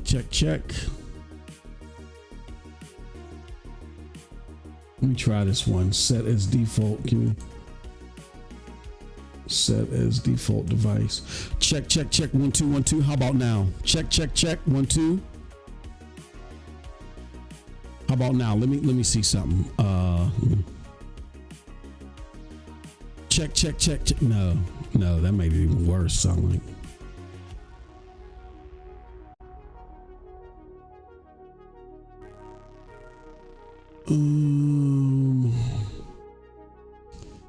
That is weird.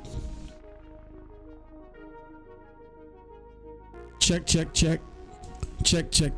Yeah, there's a. Okay, let's see here. What could it be? Properties, levels.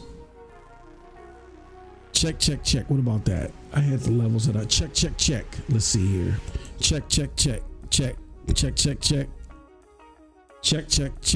How about that? Yeah, it's still staticky. So your mic is loud, but I don't hear any static. Yeah, I'm hearing some static on my end.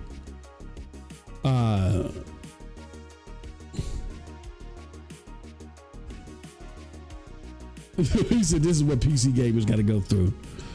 All right. I I don't know what happened, y'all. I did turn down some things on my end. Check. But I did notice something the other day when I was recording. I was like, ooh, that do sound bad, but I ain't changing it. I ain't gonna front. When I did my cloud dosage video, because I had to hurry up and go, I did that right before I went to work. I had to hurry up and go to work. I'm like, yeah, fuck it. It is what it is. It did sound kind of bad. So that's why I feel like there could be some truth. I guess it's dependent upon what you're listening. No, still here. Better now, no step. Hold on, you said better now, no static. Hold on, so was it better for a moment? Jax, and then because you said better now, no static, then you said no, still hear it. Oh, okay, I don't. There's only one other thing that could be going on. Let me see here. Oh, the video broadcast. That could have been it. Check. 1 2 1 2. The bots don't want you to stream. Yeah, exactly. Did that make it better? It was better than it came back. I think. Here, let me see. Did that make it better? Because the video broadcast was on, and that dog shit shouldn't be on. So let me know, how does it sound now? Let me see. Check. No, it's still there. Check. Damn, what is that?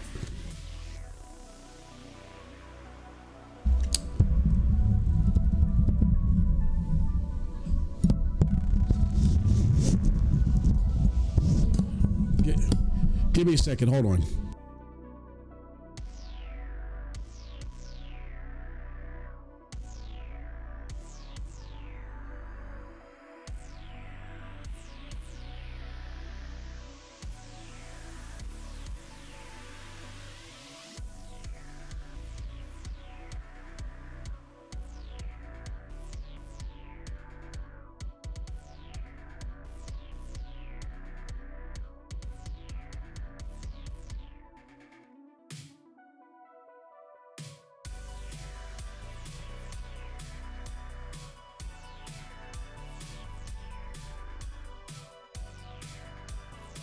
Okay, hold on. All right. Check. Oh, oops, sorry about that.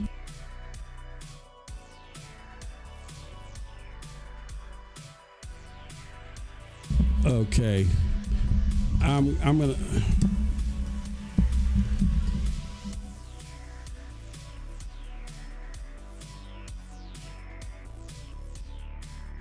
check. Let me listen to it now. Check. Hey, check. Yeah, it's going. It's going. It's not as bad. Okay. Check. I'll turn this up just a little bit. Check. Okay. It should be going. You're good. Okay. Thank you. All right. Yeah, something happened with my gain or something. Okay. All right. Does my voice still sound like it got the bass in it though? We're about to go. I think it's good now. I think it's good. Sorry about that, y'all. All right, where's voice meter?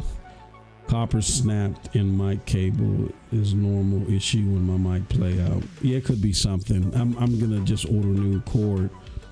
All right, where is voice meter? There it is. All right, sorry about that, y'all. Okay. All right, now we're back on the set. So let's talk dismiss. Let's talk about this now. Sorry about that, y'all. Thank you for pointing that out too, because I did notice something and I'm like, what the hell is going on? So I want to show you guys this.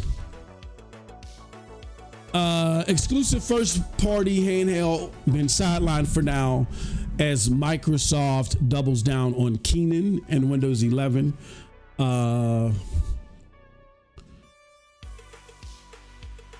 Xbox's handheld ambitions continue.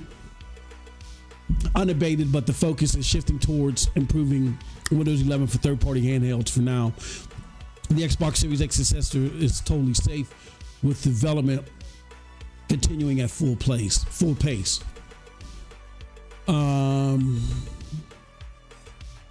Since previously the article noted Pembroke as the codename for the handheld, but we received clarification that this codename might be incorrect. Stay tuned for an update. I've also added some emphasis that it isn't the Asus device Keenan that is being sidelined, but Microsoft's own internal Xbox first-party handheld. The rest of the report remains unchanged. To emphasize here, it's not Xbox's Asus device Keenan. It's Microsoft's own internal Xbox handheld that's being shelved for now. Indeed, Microsoft still wants its own Xbox handheld for the future, but Microsoft has decided to prioritize its teams to improve Windows 11 game performance specifically for devices.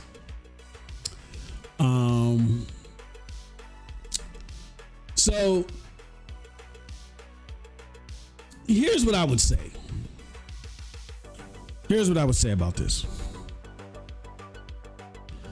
As I've said earlier, if you are in the market for an Xbox game device, get out of the market. If you already have one and you play Game Pass, keep what you got. I feel like until you can either jump ship to PlayStation or you can build you a PC. Betting on a new Xbox device, I don't think needs to be a primary focus. Cold Blood, what do you think? What do you think about this news that the handheld is being scrapped? Do you think it doesn't matter because it wouldn't have made a difference, or is this a big blow to Xbox enthusiasts?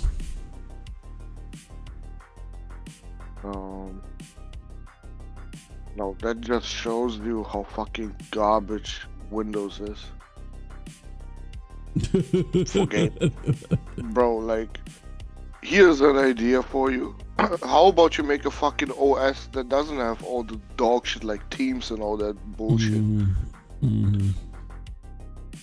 How about you just make a gaming OS for people that just want to fucking game? Mm-hmm. Give them the option to have a web browser, bro, and that's it. They don't need none of that bullshit like Office, bro. Yeah. Why? That's for workstations, bro. So if they get outcoded by fucking Valve, bro, Mm-hmm. that's just embarrassing. Well, Satya don't care about the culture. He's looking at it as it's a Microsoft device. So if it can do spreadsheets as well, let's do it. Yeah, but because they really want that PC store to shine. And that's what he's thinking. This is what happens when you have people that don't care about the culture in charge. He don't care about that. Bro, wait, they can still make this PC store shine. Just get everything that is bloated in that fucking OS out of there. Mm. Make that shit optional. You don't need no fucking recall, Copilot, and whatever the fuck, bro. You don't need none of that shit. Why not? You're going to use Copilot to help you beat Minecraft, remember? Oh, do you have a phone? Yeah, I have a phone. Then you have Copilot. Then you have Copilot. Why do you need it on your PC? Well, no, because they wanted it in the game. They got to have it in the game because Microsoft wants to take over. Bro, make that shit optional, not hard coded into the fucking OS. Where you have to go to fucking shady ass websites, get some shady ass debloater, and hope it's not gonna fuck your system up. Like, what the fuck are we doing here? People are literally trying anything to get rid of all that shit. Microsoft wants you to become a consumer of everything that they have.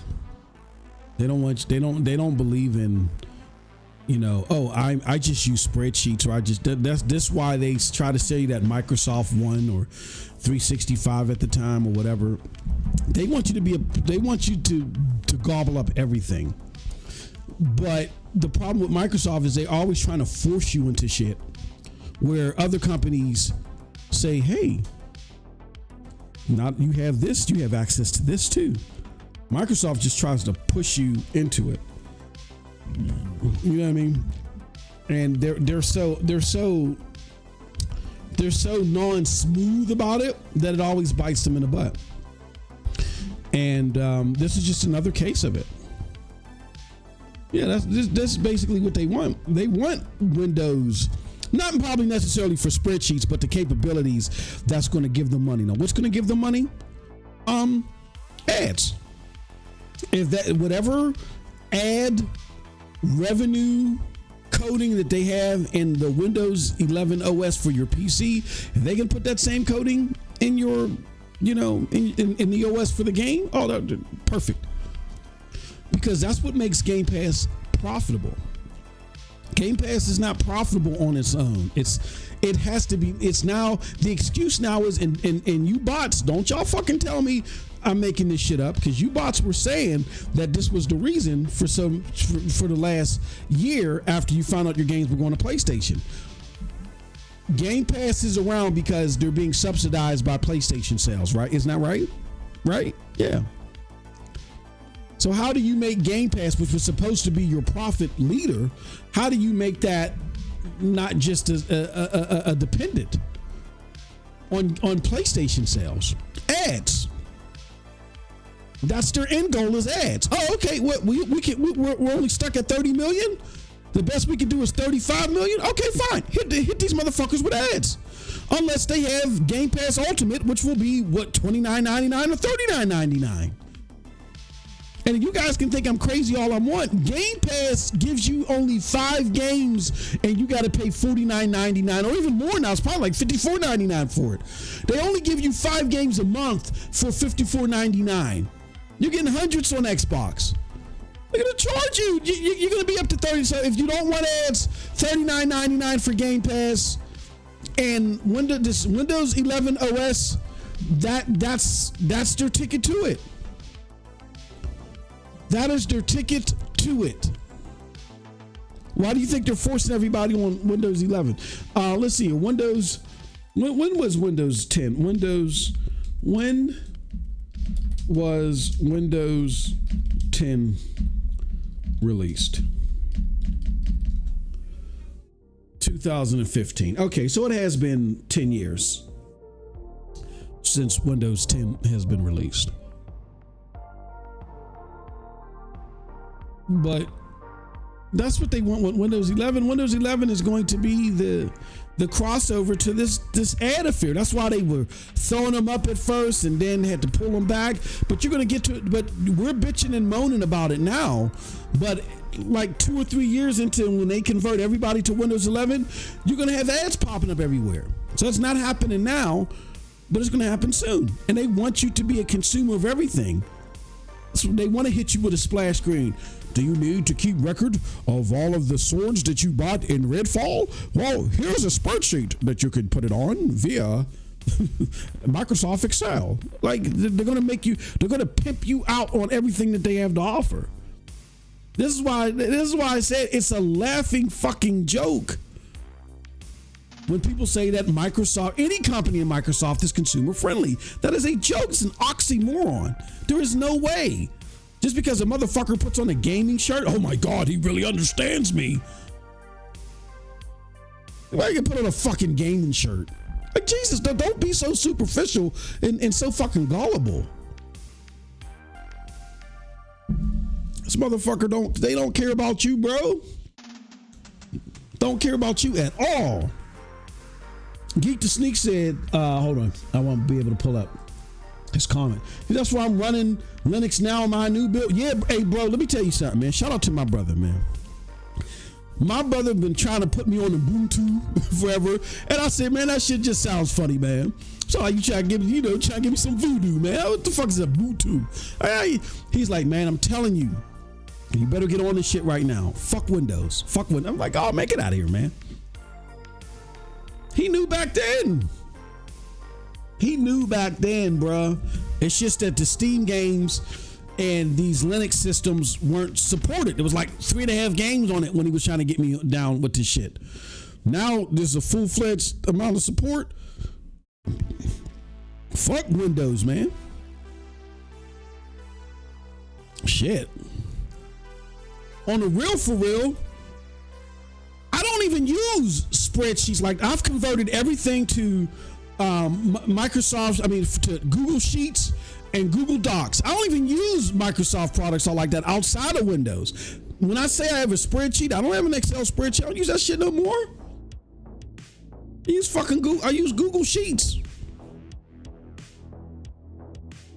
Now, I don't know what Google's database or SQL. I don't know if Google has a database or an SQL equivalent. That would be the only thing that I would use Windows for, but I'm pretty sure there's an SQL equivalent out there. SQL is its own language. So I'm pretty sure there's an SQL equivalent out there, on Google somewhere. I would hope. It's Google, for fucking crying out loud. Let me see here. I just want to check real quick. I know this is outside the realm of gaming, but this will be important for me because I use databases all the time. Google equivalent to MS Access. Google does not have an equivalent to Access, which combines a database engine with a graph. However, Google offers alternatives. That is right. You got to use like third-party shit.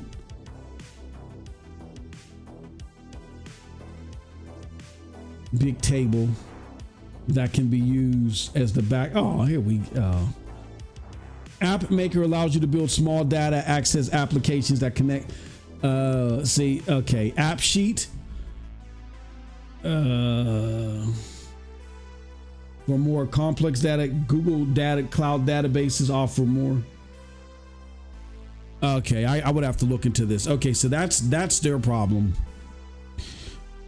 is that they don't have an equivalent to Microsoft Access, because when you learn Microsoft Access, which is the database, their database default program, it's so user friendly as much as a database can be. It's so fucking user friendly. But then if you know SQL language, you could just turn off the user friendly mode and just code to SQL. Google needs something like that. When they get something like that, Windows has no use whatsoever, even from a commercial level. I'm sorry. They have no fucking use. Like, Gemini's the shit now. Gemini was trash at first, but Gemini's the shit. Fuck Copilot. So, and this ain't got nothing to do with my disdain for Xbox. This is my disdain for Microsoft is on an entirely different level. My disdain for Xbox is based upon incompetence. My disdain for Microsoft is based upon intent. Microsoft just intends to be evil, where Xbox is just incompetent in its delivery of games. They can fix that with the right leadership. But Microsoft is just fucking evil. And it doesn't matter who's up there. It says, Xbox Uni going off calling Microsoft racist. You didn't have that energy when he was cheerleading Chad Xbox. Let me get Andrew Wilkins. Hey, Andrew Wilkins, you so fucking nut, bro. By now, who doesn't know about Microsoft illegally dumping computer parts underground in Africa? God damn. Hey, bro, did you ever see Undercover Brother? You know who you remind me of, Andrew Wilkins, every time you talk about Microsoft? You remind me of Dave Chappelle in Undercover Brother. Hey, bro, Andrew Wilkins be going into the deepest, darkest regions and plots of Microsoft racist conspiracy, bro. Oh, man, it's crazy. It's wild.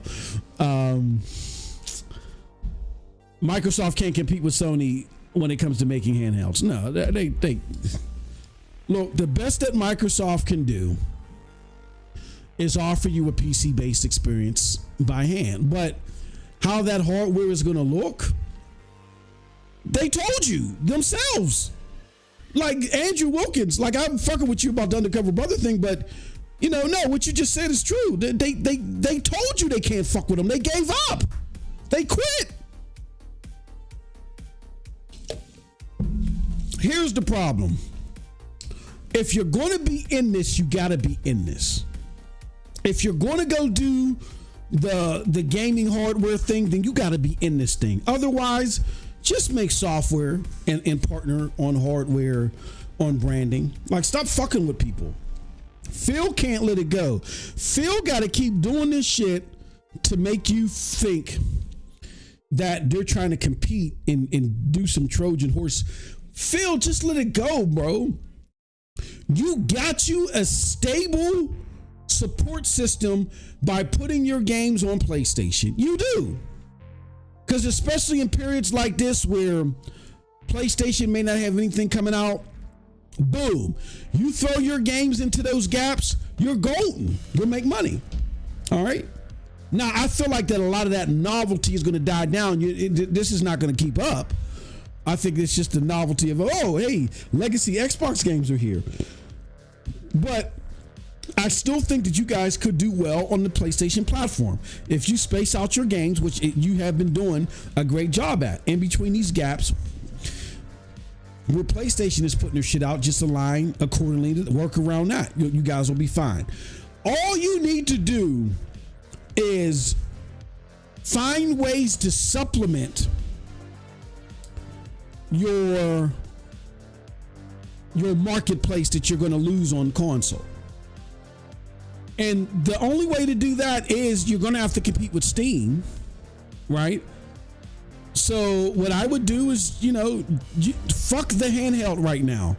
Handhelds are such a small niche market, bro. Like, yeah, it makes sense. Why don't you just partner with somebody? If you want to create your own handheld, I mean, you're going to have loss.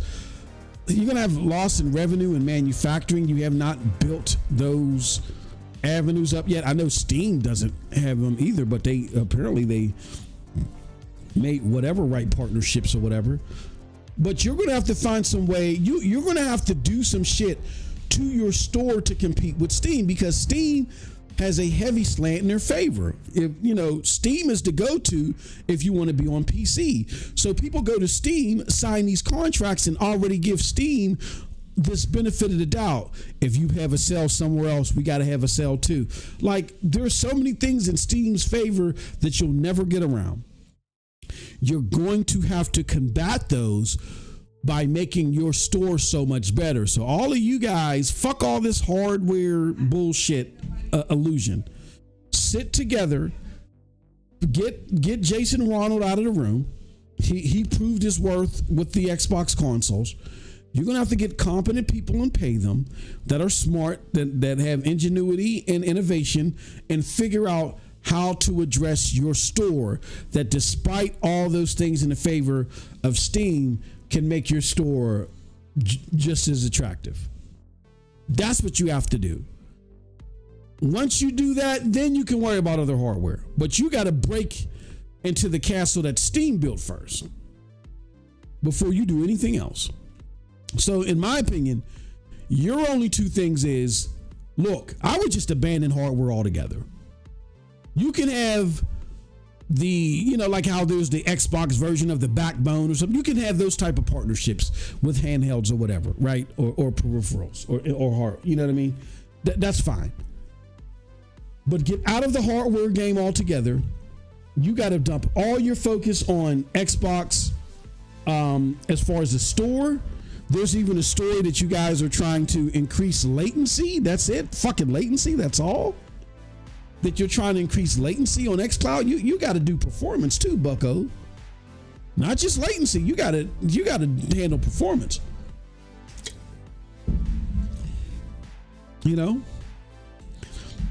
Once you do all that, you guys will, be able to compete on the PC marketplace. All right. So that's it for PlayStation. Oh, we are well over. that's it for our PlayStation news. We'll have to do this other news real quick. Let me see. Where is my fudge rundown? Let's do PlayStation news. Again, here, let's show you guys the headlines. This is courtesy of Fox News. It says, Sony slashes PlayStation 5 prices as Nintendo and Xbox hike console cost. Sony announced their Days of Play 2025 is kicking off in May with deals for consumers. Sony will be selling their PlayStation 5 with the Call of Duty bundle, $399, $119 discount on the average sale price. Other discounts Sony announced will be $50 off of the PlayStation 5 Pro, $30 off the PSVR 2 headset and bundle, and $30 off DualSense Edge controllers and more. Amidst this is Microsoft will lay off nearly 6,000 employees and push for efficiency. Jesus Christ. In fact, Microsoft recently announced on May 1st they will be raising prices across the board on console and games. Their Xbox Series X, the currently console generation rival PlayStation 5, was priced at $499 prior to May. Now it's $599. Meanwhile, overseas, Nintendo is accepting pre-orders for Switch 2, which is set to release on June 5th. All right, Cold Blood, what are your thoughts on this, man? These PlayStation prices and everything PlayStation went to try to save consumers money while everybody else is inflating prices and acting crazy. What do you think about that in the narrative that PlayStation is so consumer unfriendly, but Xbox and Nintendo are consumer friendly? First of all, where's my PS Plus deal? Nah, you ain't getting that, bro. You gotta What? take What? it. Then it's no fucking pro-consumer move. Not really. Not for the ones that already bought a damn PlayStation. That's only for the new guys. They just want as many as possible now on their system, because they know the moment they have to raise the damn prices, their sales gonna go to the fucking shitter. No matter how fucking great your games are. They just know, bro. So right now, that is their last move to get as much of a player base as possible. Where's go ahead. No, look, after that, bro, it's gonna be all penny pinching. I'm telling you. They're gonna penny pinch you on everything. Game's gonna go up. No. Hold on. You can save up to 33% on select 12-month PlayStation Plus plans. So they do have sales for PlayStation Plus. I'm showing it right now on the screen. Whoa. I hope it's not some bullshit physical code or some shit. No, I don't know. Or something only for new customers. Let me see if I can pull it up. Yeah, it looks like that you can save. Let's see.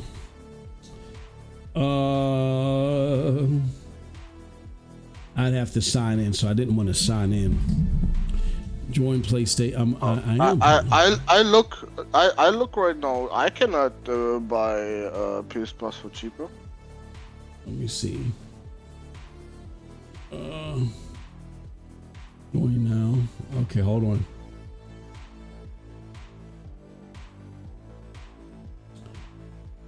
Says 150 pay every 12 months, 159.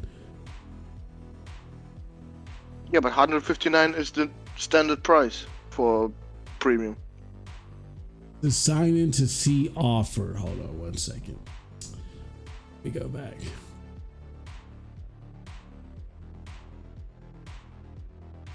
Unless I missed it, bro, there is no PS Plus deal. It says join PlayStation Plus. Oh, join PlayStation Plus by June 11th and enjoy a huge days play, saving 12 months of your chosen membership. Yeah, it's so it sounds like you'd have to. It says Game library varies.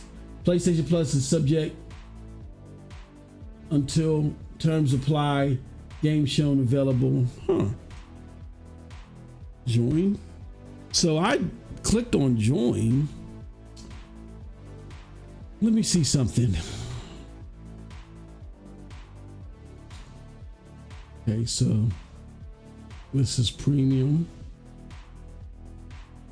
Say extra. And I have essential. Count settings. Change plan. Let me see. Change plan. Yeah, I don't know. I don't see anything. I don't see. So I don't know if it's. I don't know if it's if you join. If you haven't joined before, that could be it. Okay, that could be it, but that I don't give a shit about that. Like I am a fucking customer already. So to me, there's nothing really pro-consumer here. It is only pro-consumer for the ones that I don't know why they waited so long, but now they can buy the PS5 digital for the same price it would have cost them back in 2020. Congratulations. Oh well, yeah, and you get a free game in there too. You get a bundle. Well, okay, yes, you get a bundle, whatever. But some stores probably had a bundle back then too, with Spider-Man or some shit, you know. Yeah, I don't think the bundles would have. No, not a long. I think the bundles would have, included the cost of the game, or at least been $50 more. Yeah, I don't think they were giving like bundles for the PlayStation 5. I don't think they were doing bundles that were the games for free. Okay, they saved $50. Let's just say they saved $50 now. Mm-hmm. What they could have already paid back in 2020, right, for the console. Mm-hmm. So really, pro-consumer, I don't know. I would say it's not as scummy as fucking Xbox and Nintendo are right now. That's for damn sure, but I ain't excited about this. Why? It doesn't concern me. Well, I'm gonna go beyond my when I say pro-consumer, I don't mean just for my use case, because I already have a console. But for those, isn't it? If it's pro-consumer, it should be for everybody, right? Not just for a certain. You can have people, certain things, like for instance, if let's just say if your controllers are $20, you know what I mean? And you're like, oh shit, that's a very pro-consumer price because everybody else is charging $70 for their controllers. That could be true while you and I don't need a controller. It's still a pro. Yeah, but then come to find out, it's absolute garbage. Is that still pro-consumer? when you have to change them off every month because it breaks down? Well, yeah, if the controller is garbage, but relative to the PlayStation console, I don't think the PlayStation console is garbage. Yeah, no, if the product, he was talking about controllers, bro. That's why I said a $20 controller. Come on, that should break very soon. Well, I mean, it depends. I mean, it really don't cost them that much to make these controllers. The only reason why that they're so expensive is because the market says you gotta, this is what we can charge for them. But if a company were to say, you know what, no, I'm gonna sell you a $20. We're gonna sell you our controllers for $20. That's gonna be our ploy to pull you in. It doesn't necessarily mean that the controller is garbage. It's they're willing to take that hit to pull you in. It's just that we don't see anybody doing that. But let's just say if a company has a sturdy $20 controller and they're giving you at a discount the rate versus everybody else, you're like, oh, that's very pro-consumer. Everybody else is trying to gouge us for $70, $80. You guys want to sell it to us for $20 or even $50 or $60. You know what I'm saying?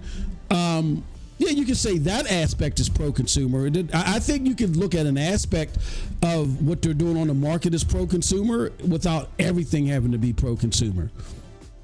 I don't believe no company is pro-consumer. I think believing that any of these companies are pro-consumer is silly. There is no such thing as a pro-consumer company unless they're nonprofit, and that doesn't always mean that they're pro-consumer. That just means they don't compete with anybody. You know, and especially if they're being publicly traded. If you can't be publicly traded and be consumer friendly, you have to be investor friendly. Your first thought process isn't a consumer. So you can employ consumer friendly practices, but you're only doing it to pull people in and appease the investors. You know what I mean? So yeah, when I say consumer friendly, I'm not saying, oh, this makes PlayStation as a whole consumer friendly. Absolutely not. They never were, never will be consumer friendly.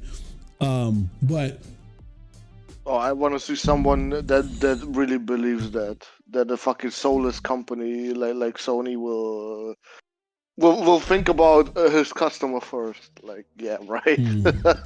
There's some people that probably now again, there's probably some people that do see this and think that, oh, this makes Sony as a whole consumer friendly. No, what I will say is that I'm bringing this up to say that I think that this particular move is definitely consumer friendly.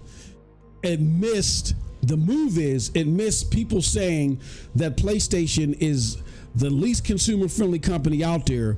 Meanwhile, Microsoft, with 20 times the market cap, didn't even try to find a way to make their consoles more affordable. They didn't even try it. Because, bro, first of all, Microsoft is scum. The worst scum in the gaming industry. Second of all, bro, why would they? Why would they charge less for the console? Like, bro, they don't give a shit. They're okay with it. If you get an Xbox and Game Pass, they're okay with it. But they're not struggling. Now that they are gonna bring all their shit to PlayStation anyway, that they're like, so what? Get what you want, right? Or get your fucking Samsung TV and get xCloud there. We don't give a damn. I'm gonna be honest with you. I don't even think they want you to buy a console. I don't think they want you. This is a joke. That's why I said get you.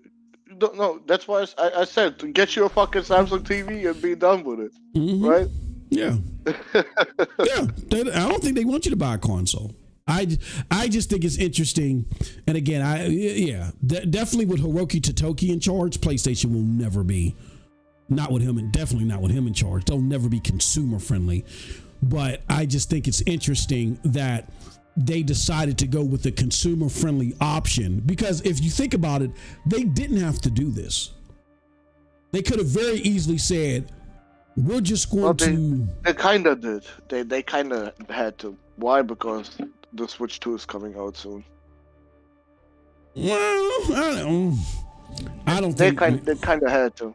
Bro, you think Sony did it because they love their customers so much? No, I think they did it. No, I think they did it because they want to be able to boast console sales. Yes, of course. That's why they did it. But I don't think they did it because of Nintendo.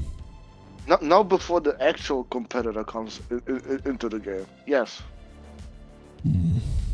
I think they, especially with the slashing of the PlayStation 5 Pro. I don't think that. Yeah, that one right there was the big surprise. I don't think they're worried about the Switch 2.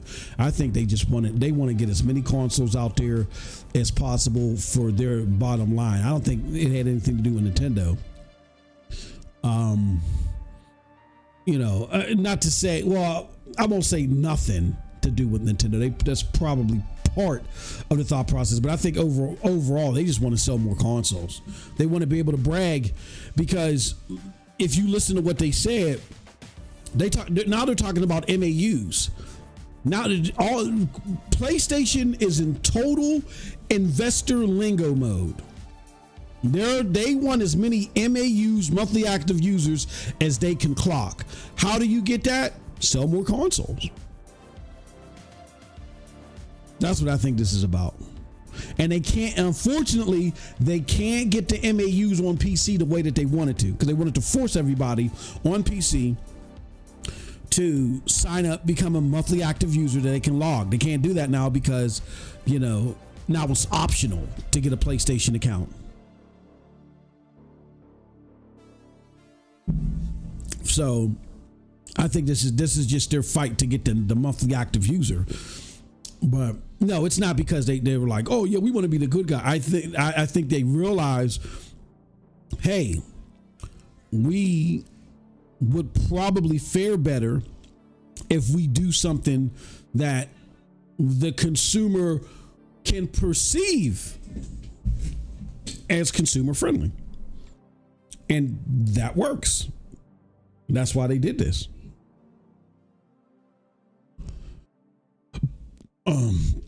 Andrew Wilkins says, Microsoft stole the Dreamcast controller design and got all the Sega Japanese support for the OG Xbox. Microsoft, oh my God. Okay.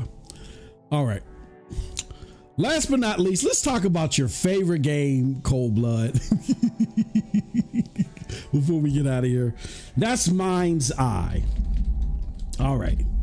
So the reason why I'm laughing, the Cold Blood is probably clenching his fist. Me and my brother had a conversation. We have many conversations. Like, if we were to post these conversations, we'd probably be the biggest content creators on the planet and shit.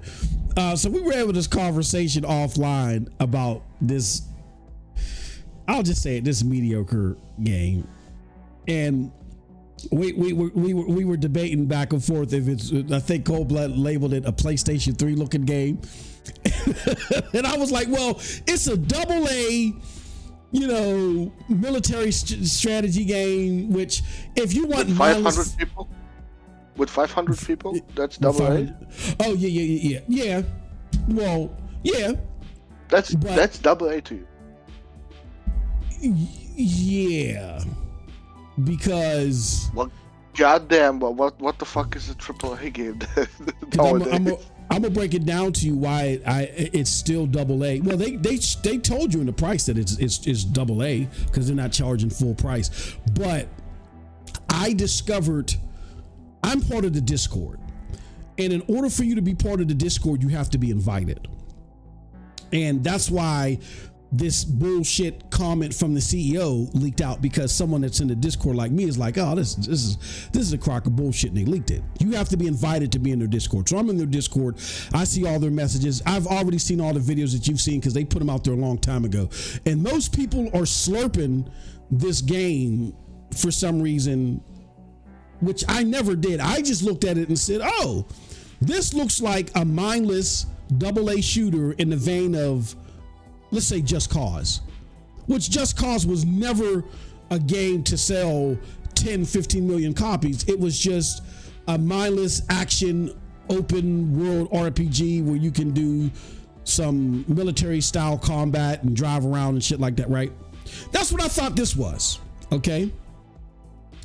Discover what it, more of what it is.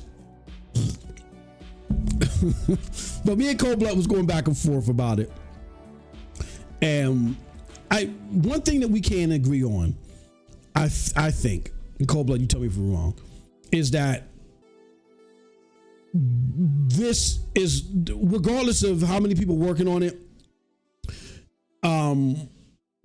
the output of this game is not AAA level output. This is not some serious contender for anything that's going to make us say, ooh, MindsEye is the shit. Like this does not have a high ceiling. That's my opinion. I've always felt that way. This does not have a high ceiling. This has an opportunity to, in my opinion, and Cold Blood may not agree with, this is not the part I'm saying we can agree on.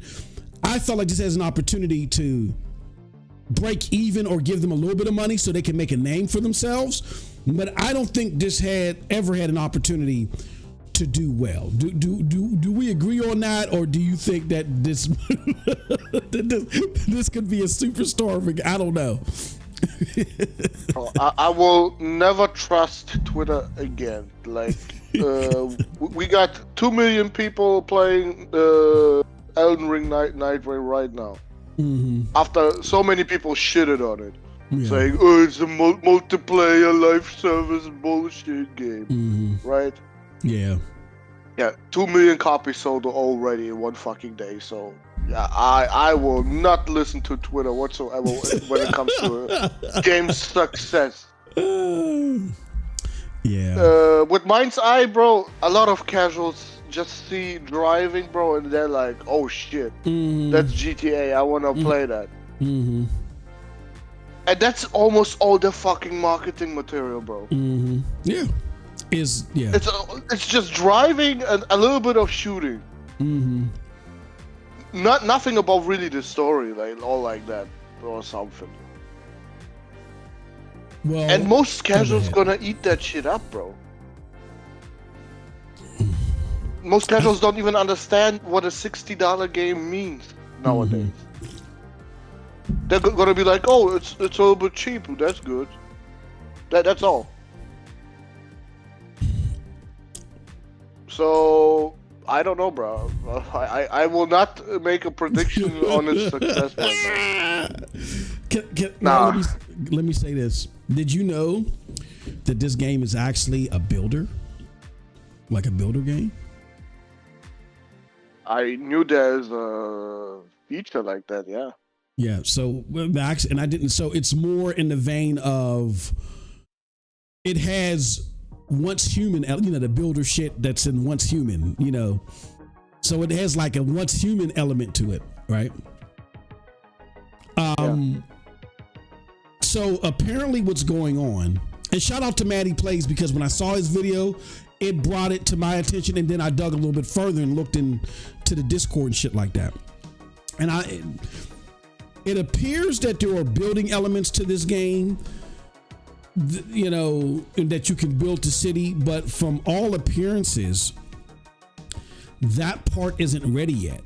So they're going to again. Imagine if Once Human released without all that shit ready. So it appears that they're going to release like the base story campaign in its most minuscule form, and you're paying $60 for that, and all the other shit is coming later. Because I'm guessing they're trying to beat the rush of when what's the name comes, and they figure that it's better that they just put it out there in advance. And what you just mentioned at the beginning of this conversation, I did not realize there was 500 people at this fucking company. So like, this is make or break for them. I'm thinking this is a little small project, maybe 100, 150 people. They want to make a name for themselves. So they're looking to have some mediocre success with a mediocre game. No. And the reason why I thought that is because at the beginning, when they invited people like me into their Discord, the level of content creation that they said, hey, look, if this is your statistics, you can join our creator program. They were so minimal that there were games that were a lot cheaper in design and a lot more AA in design that had higher requirements. So I'm sitting there thinking like, oh shit, okay, there we go. This is just a small game that these Rockstar devs are trying to make a name for themselves. They're trying to put some AAA polish on there, as far as the graphics are concerned. And okay, all right, we'll try this. No, this is still AA in a lot of ways, but this is supposed to have a lot of shit packed into it. You know what I'm saying? And it's kind of like Cold Blood. This is their version of Power World, where Power World clearly is trying to take advantage. And this is where I will give you your flowers, because I finally discovered this. Power World is trying to take advantage of its Pokemon aesthetic, where now I've discovered this game is trying to take advantage of its GTA aesthetic. Just like how Power World is trying to take advantage of that Pokemon aesthetic. So now they're hoping so that's what it was. Like they were trying to quietly push this out here at first and just get some attention. And then along the way, I guess when it was first revealed, they got a little bit more attention that they expected. So they completely shifted gears. Like, even though I met the qualifications to play the game, all of a sudden, when I turned in my application, they were like, no. And again, people may say that. I'm like, you are bitter, whatever. I'm only bringing all that up to help you understand, like, what's the word I want to use? How fragmented this game appears to be. Like, listen, fuck listening to me. Listen to Maddie Plays. Like, everything that he said make everything that I was seeing click. And I said, oh, they're trying to give you pieces of this game piecemeal so they can hurry up and release it before GTA in hopes that they can already get it on the market, get you to pay $60 to beta test it, and then hopefully get like a full version out before GTA 6 launches. That's why everything is around GTA. Notice how they had Agent, the streamer Agent playing it, and everybody was like, oh yeah, it's like GTA, it's GTA. Right? And now the CEO, let me put this up here on the screen, this CEO is now saying that GTA is, they feel like that Rockstar is paying for bots to post negative comments and dislikes. Bruh, and Cold-Blood, what do you think? I don't think Rockstar gives a fuck about this game. Like, why would you say something like that unless you're trying your hardest to tether your game to GTA? Do you believe, Cold-Blood? No. No, absolutely not. What the fuck kind of crack did you take, bro? People are getting paid to say negative shit about a game that is going to be irrelevant in 1 week. That just doesn't look hot at all. It doesn't. And now it doesn't look that deep.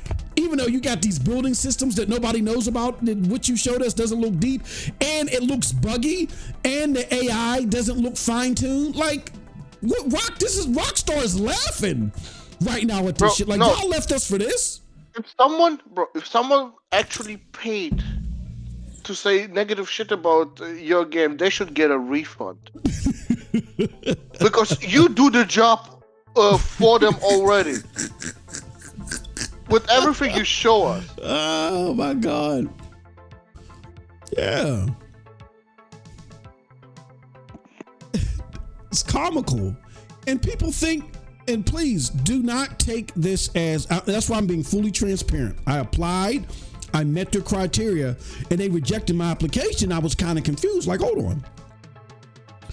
But then after a week after they rejected my application, then all of a sudden Agent and these leaks came out all of a sudden and everybody's talking GTA. So somewhere along the line, they decided we can go big. We can go big now. And they're trying to go big. Like, I feel like they've always tried to piggyback off of the GTA pedigree, of course. But I didn't think that they were trying to rely so much on GTA. And it wasn't like that at first when they were introducing their shit to creators. But now they're like, oh yeah. And I think it's what Cold-Blood was talking to. A lot of casuals that saw this fell for that whole GTA, espionage, sci-fi GTA spill. You know what I mean? And now there's going to be these building mechanics into it. So you have a GTA that has building mechanics. I don't know how that's going to work, but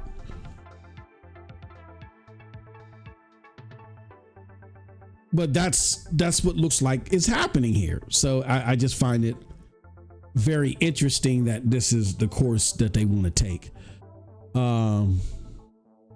Yeah. So yeah, that's it, folks. Yeah, I don't know why. Well, no, I know why. I don't know who would believe this, but No, Rockstar doesn't care about this game. This is a bunch of bullpucky. People reacted negatively because, look, I'm part of the demographic. So the reason why me and Cold Blood were going back and forth offline is because I'm like, look, people don't care about mindless military action games. They don't care. You know what I'm saying? If you price it right, they don't care. They're like, it's like a Avowed to me. That's why nobody's talking about Avowed. All Avowed is a AA version of ESO, which you can consider ESO AA now, but it's ESO is like 35 billion years old. It's a AA single player version of ESO that looks prettier. That's all Avowed is. So there was nothing out at the time. It was just mindless ESO type of action. And hey, look, if you had nothing else better to do and you had Game Pass, fine. This is okay. This is a cheap thrill. That's what I thought MindsEye was going to be. And that's the way they presented themselves at first. But now it seems like that somebody pushed their button and said, no, you can aim higher. And they are trying so hard to tether themselves to GTA to where they're coming out with this crazy shit. And now I can see why, because they have 500 people in that fucking studio. Like, to me, that's... You have 500 people and this is what your core gameplay looks like now?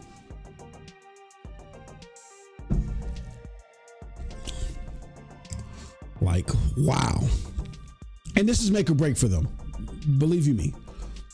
If this game doesn't do well, one or two things are going to happen. They're going to have to heavily downsize, and they will be making pure AA experiences. All that AAA-esque or AAA-like experiences will die, and or they'll just shut down.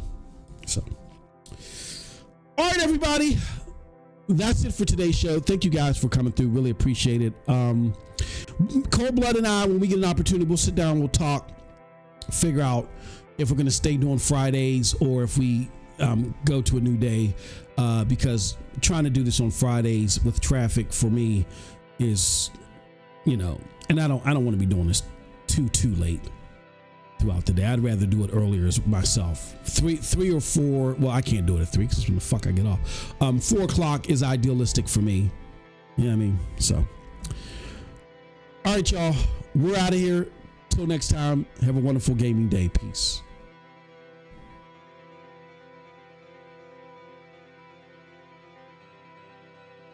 Okay.